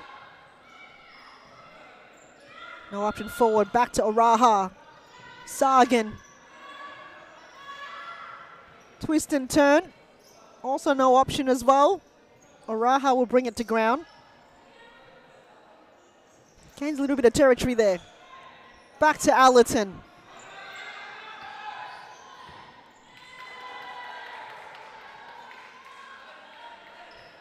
It's probably the best movement we've seen from Western United. They build up the play, they hold possession. It's impossible at times to get the ball off them. And Heidelberg, can they find a way? Will be Western United's second loss if Heidelberg can do it. The only loss they had was from Melbourne IQ. It was 2-0 when they versed each other. Other than that, that was the top of the ladder clash. Since then, no one else can defeat Western United. Been such a strong force. Al Hayek releases it to Sargan. Emily Tanaka defended that well. Claps from her bench. As they reset it again here, Western United. Plenty of action to go. Plenty of time in the second half. It's only 1 goal difference, and we saw how Northern Phoenix were able to get themselves back in the game in the second half. They were down 3-0, and a big save from Laura Al Hayek, the second save. Can calm things a little bit down here, especially when you've got Lara Al Hayek in goals. Chincotta flicks it towards Campbell. Lara Al Hayek, 3 back-to-back saves, keeping Western United in the game. Heidelberg throwing absolutely everything at them.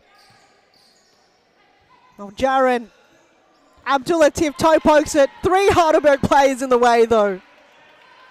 Corner kick here for Western United. Abdulatif back to Oraha. Though Clarissa Allerton wasn't on the same page. 19 minutes ago, plenty of futsal. The final half of round 11.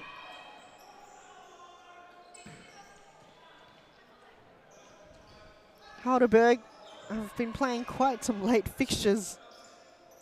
Had some quite weird fixtures, but late ones normally.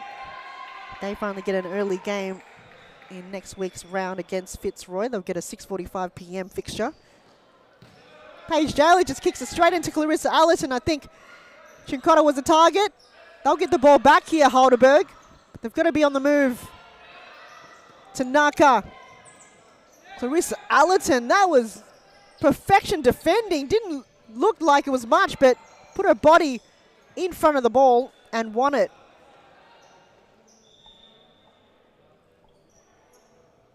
Side ball for Western United as they will go up against Preston in, again, a late fixture. A 10 p.m. match in round 12.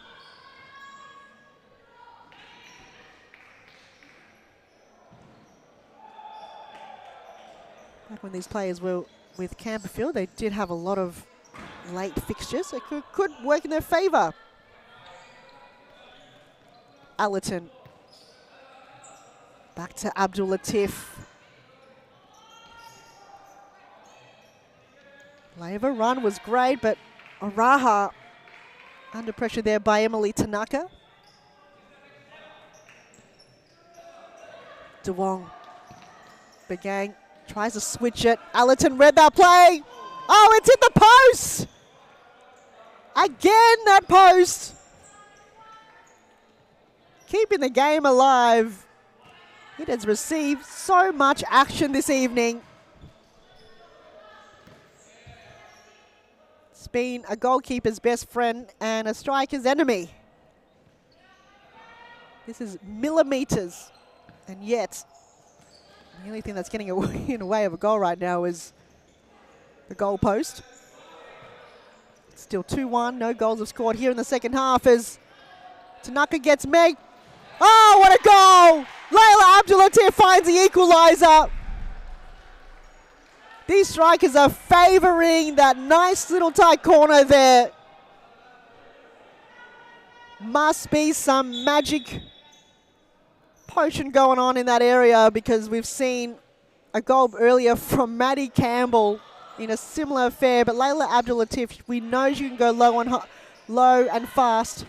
Can Heidelberg respond and get themselves back in the lead? But it is anyone's game. 16 minutes, 25 to go. We know these two teams will fight until the end. Will it go to a penalty shootout? Or will they finish the game up in normal time?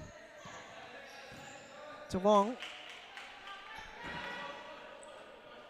Final touch wasn't the best we've seen. I would say bring back the Campbells. They made quite a difference when they were on the court. Did result in a goal as well. Tanaka. To Begang, can she shoot? It's going through the legs! They're back in the lead, Heidelberg! Little bit of pixie dust going towards Mariella Begang. And she's found herself a goal in the game. Layla Abdul-Latif was looking for the 5-point block save, but somehow it's gone through her. She has been so good with her technique. A very natural futsal goalkeeper. But you can't win them all. There are times where it just goes against you. You try everything. But it could be so unlucky on so many occasions. We've seen 2 goalkeeping errors that's resulted in a goal tonight. So it could just be the gods going back to Heidelberg. The universe, the Serious Futsal universe. 3-2 is the difference. Tanaka to Begang. Looking to nutmeg another player unsuccessfully.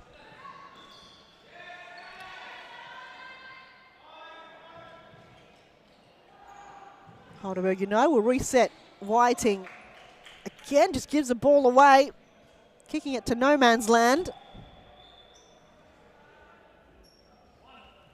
Western United were in the lead for a short moment, and Heidelberg again upset of the party with the response. Can't catch a break here, Western United.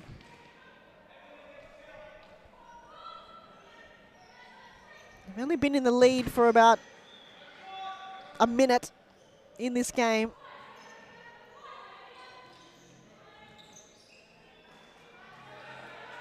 Western United, not seeing the formation that we normally see from them.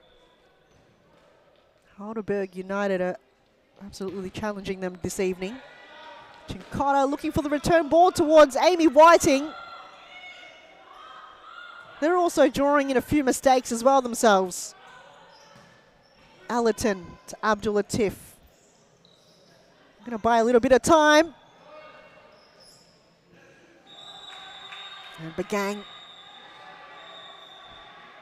just waited patiently and timed that possession well. Oh my goodness! Take a bow, Layla Abdul-Latif. She's found the equaliser again in the second time in the game. What a start, Layla Abdul-Latif. She is causing havoc here for Heidelberg. It is so hard to predict what Layla Abdul-Latif is going to do. Will she score? Will she try to shoot? Will she try to lay it off to somebody else? Who knows? But as a defender, very challenging to go up against Layla Abdul-Latif, and equally as a goalkeeper. To surpass Paige Daly twice. Seems to know weakness, and have played for Carlton with a few of these players for a season. But to read Layla Abdul-Latif, it's like decoding an impossible puzzle.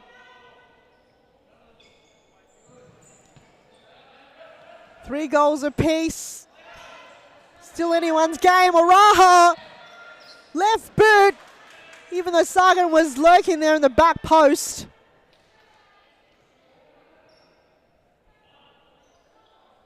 (11 minutes 35). But gang, I feel like a timeout for this half should be coming very soon. Just to get some game plan happening, just to focus back on the game. Both teams haven't utilised their timeouts for this half. Heidelberg didn't call one in the first half. Salakidis keeping it alive. She had two of her players on her right, but she kicked it to the left. Did well to maintain possession, where Heidelberg United will build up the play again. Oraha will find Allerton. Sagan. Turnovers created. And Heidelberg United quite like that corner. They've just been kicking it in that direction to absolutely no one, hoping that Katrina Salakidis were going for that run on the right. But it's been happening a lot. They just haven't found their groove on finding a play in the final third. Great touch from Waljaran. As mentioned before, bring on the Campbells. They really brought a little bit of spark into the game for Heidelberg United. And they're both on the court. Allerton. Oh, it's hit the post. Waljaran couldn't get a clean possession on it. Again, the goal post have saved the day. And my prayers have been answered. We see Maddie Campbell on the court for Heidelberg United. What are the odds of having two Maddie Campbells on your team? Well, we've got two Sargans, but we know they are related. Oraha, Chincotta just got a foot on it.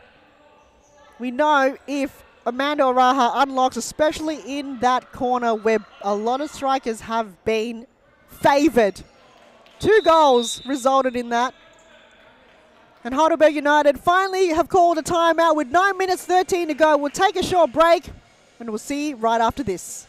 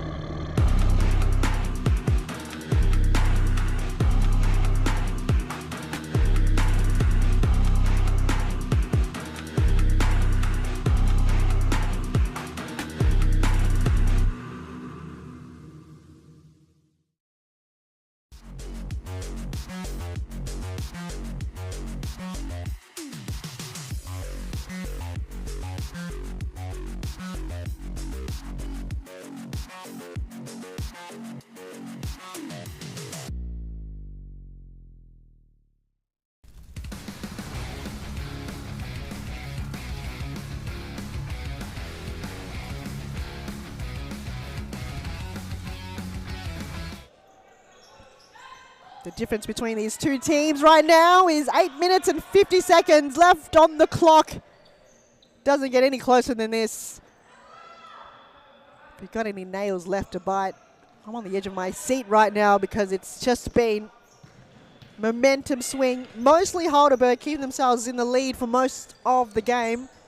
But Western United always find a way back. But they haven't been in the lead. They were momentarily when Balkis Waljaran scored the first goal, but since then we haven't seen them take control of the game. Side ball. There's Layla Abdulatif. Probably not the best strike we've seen.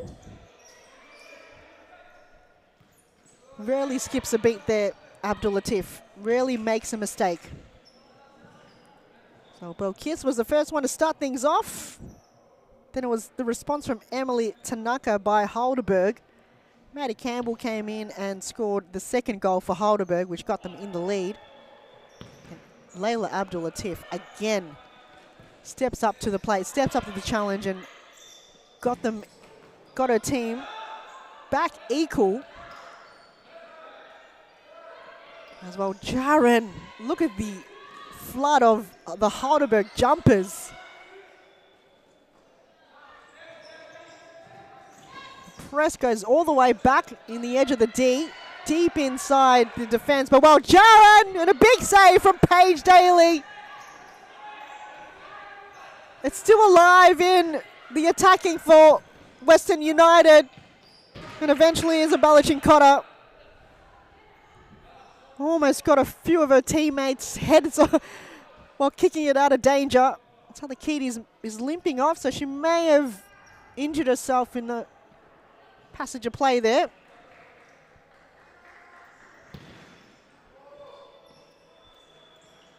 Oraha did well to shepherd the ball out. They'll reset again, Western United.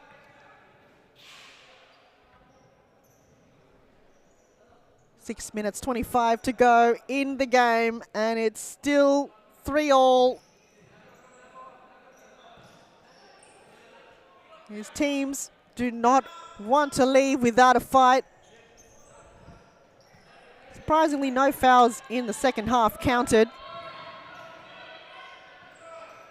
As Chincotta was hoping for a ball to touch a Western United player.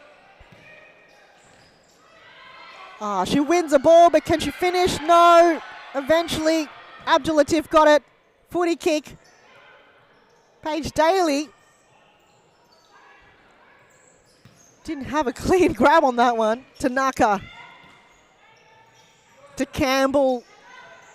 Very bizarre move there. Gives the ball away. It's back to Waljaran. She's sitting deep. Balkis Waljaran, as she did in the first moments of the game, gets Western United in the lead. Little bit of relief there, but the celebration was great. Her whole team was behind her. She's got her team where they want to be. 5 minutes 10 on the clock with stop clock as well.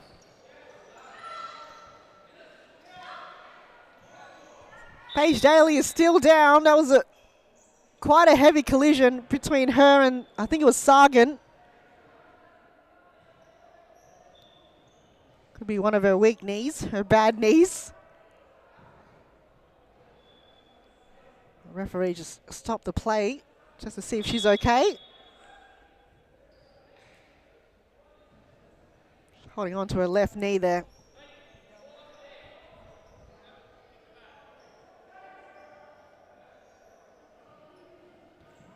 We've only got the one goalkeeper, which is quite a similar story for a lot of the teams this evening.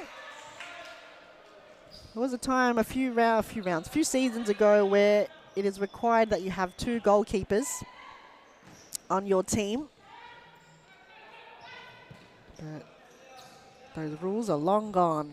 So you've only got the one goalkeeper. That's Tanaka. Held it up a little moment there. Campbell. Tanaka Good block there from Clarissa Allerton. 4 minutes 30, and Heidelberg United are now on the back foot. Can they find an equaliser?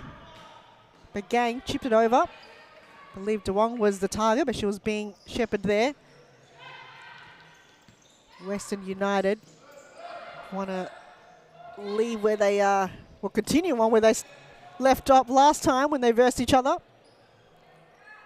With the win, they are not making it easy for Heidelberg United whatsoever. We know how good Western United are in the second half. They always try to warm up in the first, and then the second will find a way back and start scoring goals, and they did exactly that. As well, Jaron looking for a hat-trick. That would have sealed the game. 3.5 minutes to go. Got to focus on the game now, Heidelberg. They did call the timeout. Tanaka. Ball is still kept alive, but it's bounced out of bounds. No corner kick given. I think it was last touched by Emily Tanaka. Al Hayek long throw it to Boljaran. Boljaran! She's got a hat-trick, and that could be a game for Western United. Stayed composed in front to goal. There was nothing stopping Balkis Wajaran on that occasion. She lit up when the goal was there, and the finish was fantastic. She's kept the game alive for Western United. Layla Abdulatif was given her warning there. It's 5-3, 2.5 minutes to go. Heidelberg have to score the next one, or Western United might come along and make it a 3-goal buffer. Western United are doing what Fitzroy used to do, is play mind games with your opponent. When you think you're in the game, they come along and start scoring in the second half where it matters. And I know at times that's not their preferred method and strategy when it comes to playing futsal. But they somehow find a way in the second half, especially in the final 5 minutes.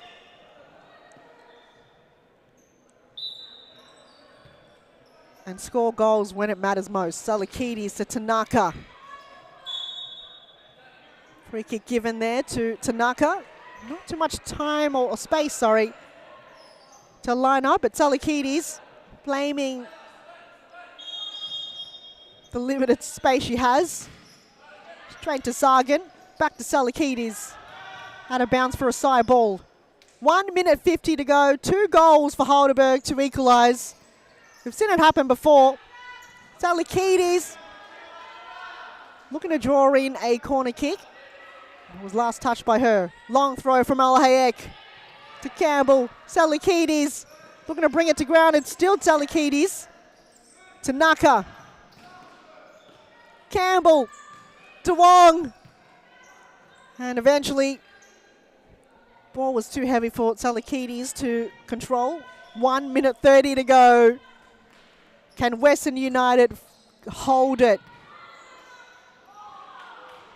Raha just buying a little bit more time. Campbell. A little bit of frustrations there. I think she overcomplicated that touch. It's down to the wire. And Abdulatif purposely wasting a few seconds. Sargan. 1 minute 10. You can see Costa a little bit nervous with the clock at the moment. Can they turn it around, Heidelberg? It may be a little bit too late. We've seen them come back. However, this might almost be an impossible task in front of them. Western United, what a team. Balkis Waljaran have played one of her best games. We saw her last week, but gee, this is, I don't know, a couple of weeks ago actually, my apologies. She was so important to the win. O'Raha on the left. Good technique coming from Maddie Campbell. This is probably the new rivalry we've seen the NPL Victoria women's team. They will time and time again be rivals. You get to see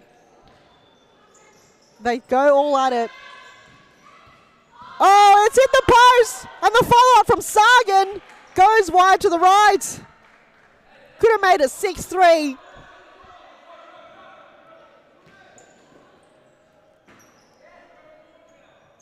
This will keep Western United in contention for the championship at the end of the season.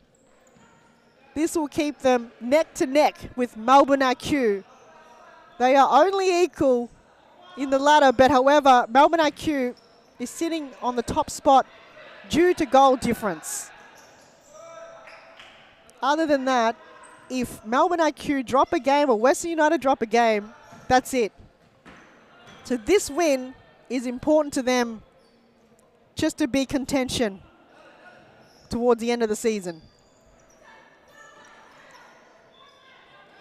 So Western United did lose up against Melbourne IQ, and Melbourne IQ did get defeated by Melbourne Evolution in the first game. So this win, highly important for Western United to see what the story will unfold towards the end of the season.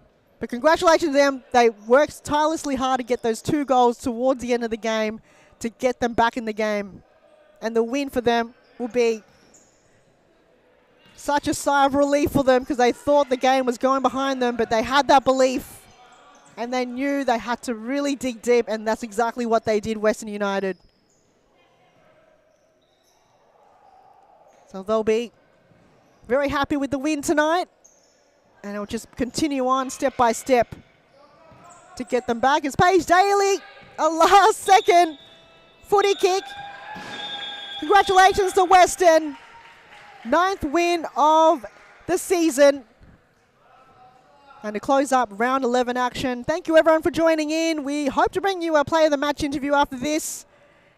And we will see you next Wednesday evening for round 12 of the Women's Series Futsal Victoria 2024.2 season. It's only a game, so they have to enjoy. If they don't enjoy the game, they don't improve. No, they know that. We know as coaches that every day is good for improving your level. So you have to work hard every day. It's detail. It's important for improve your career. The group is the key of success. If you don't have a union group, you can win some matches, you can win some tournaments, but finally you don't win the World Cup or you don't win the European Championship. You need a strong group and everybody go in the same direction. The futsal is totally different than in Europe or in other countries. I think there are good levels here in Australia. There are good players, so they have to work hard. And maybe in the future, Australia is in the top.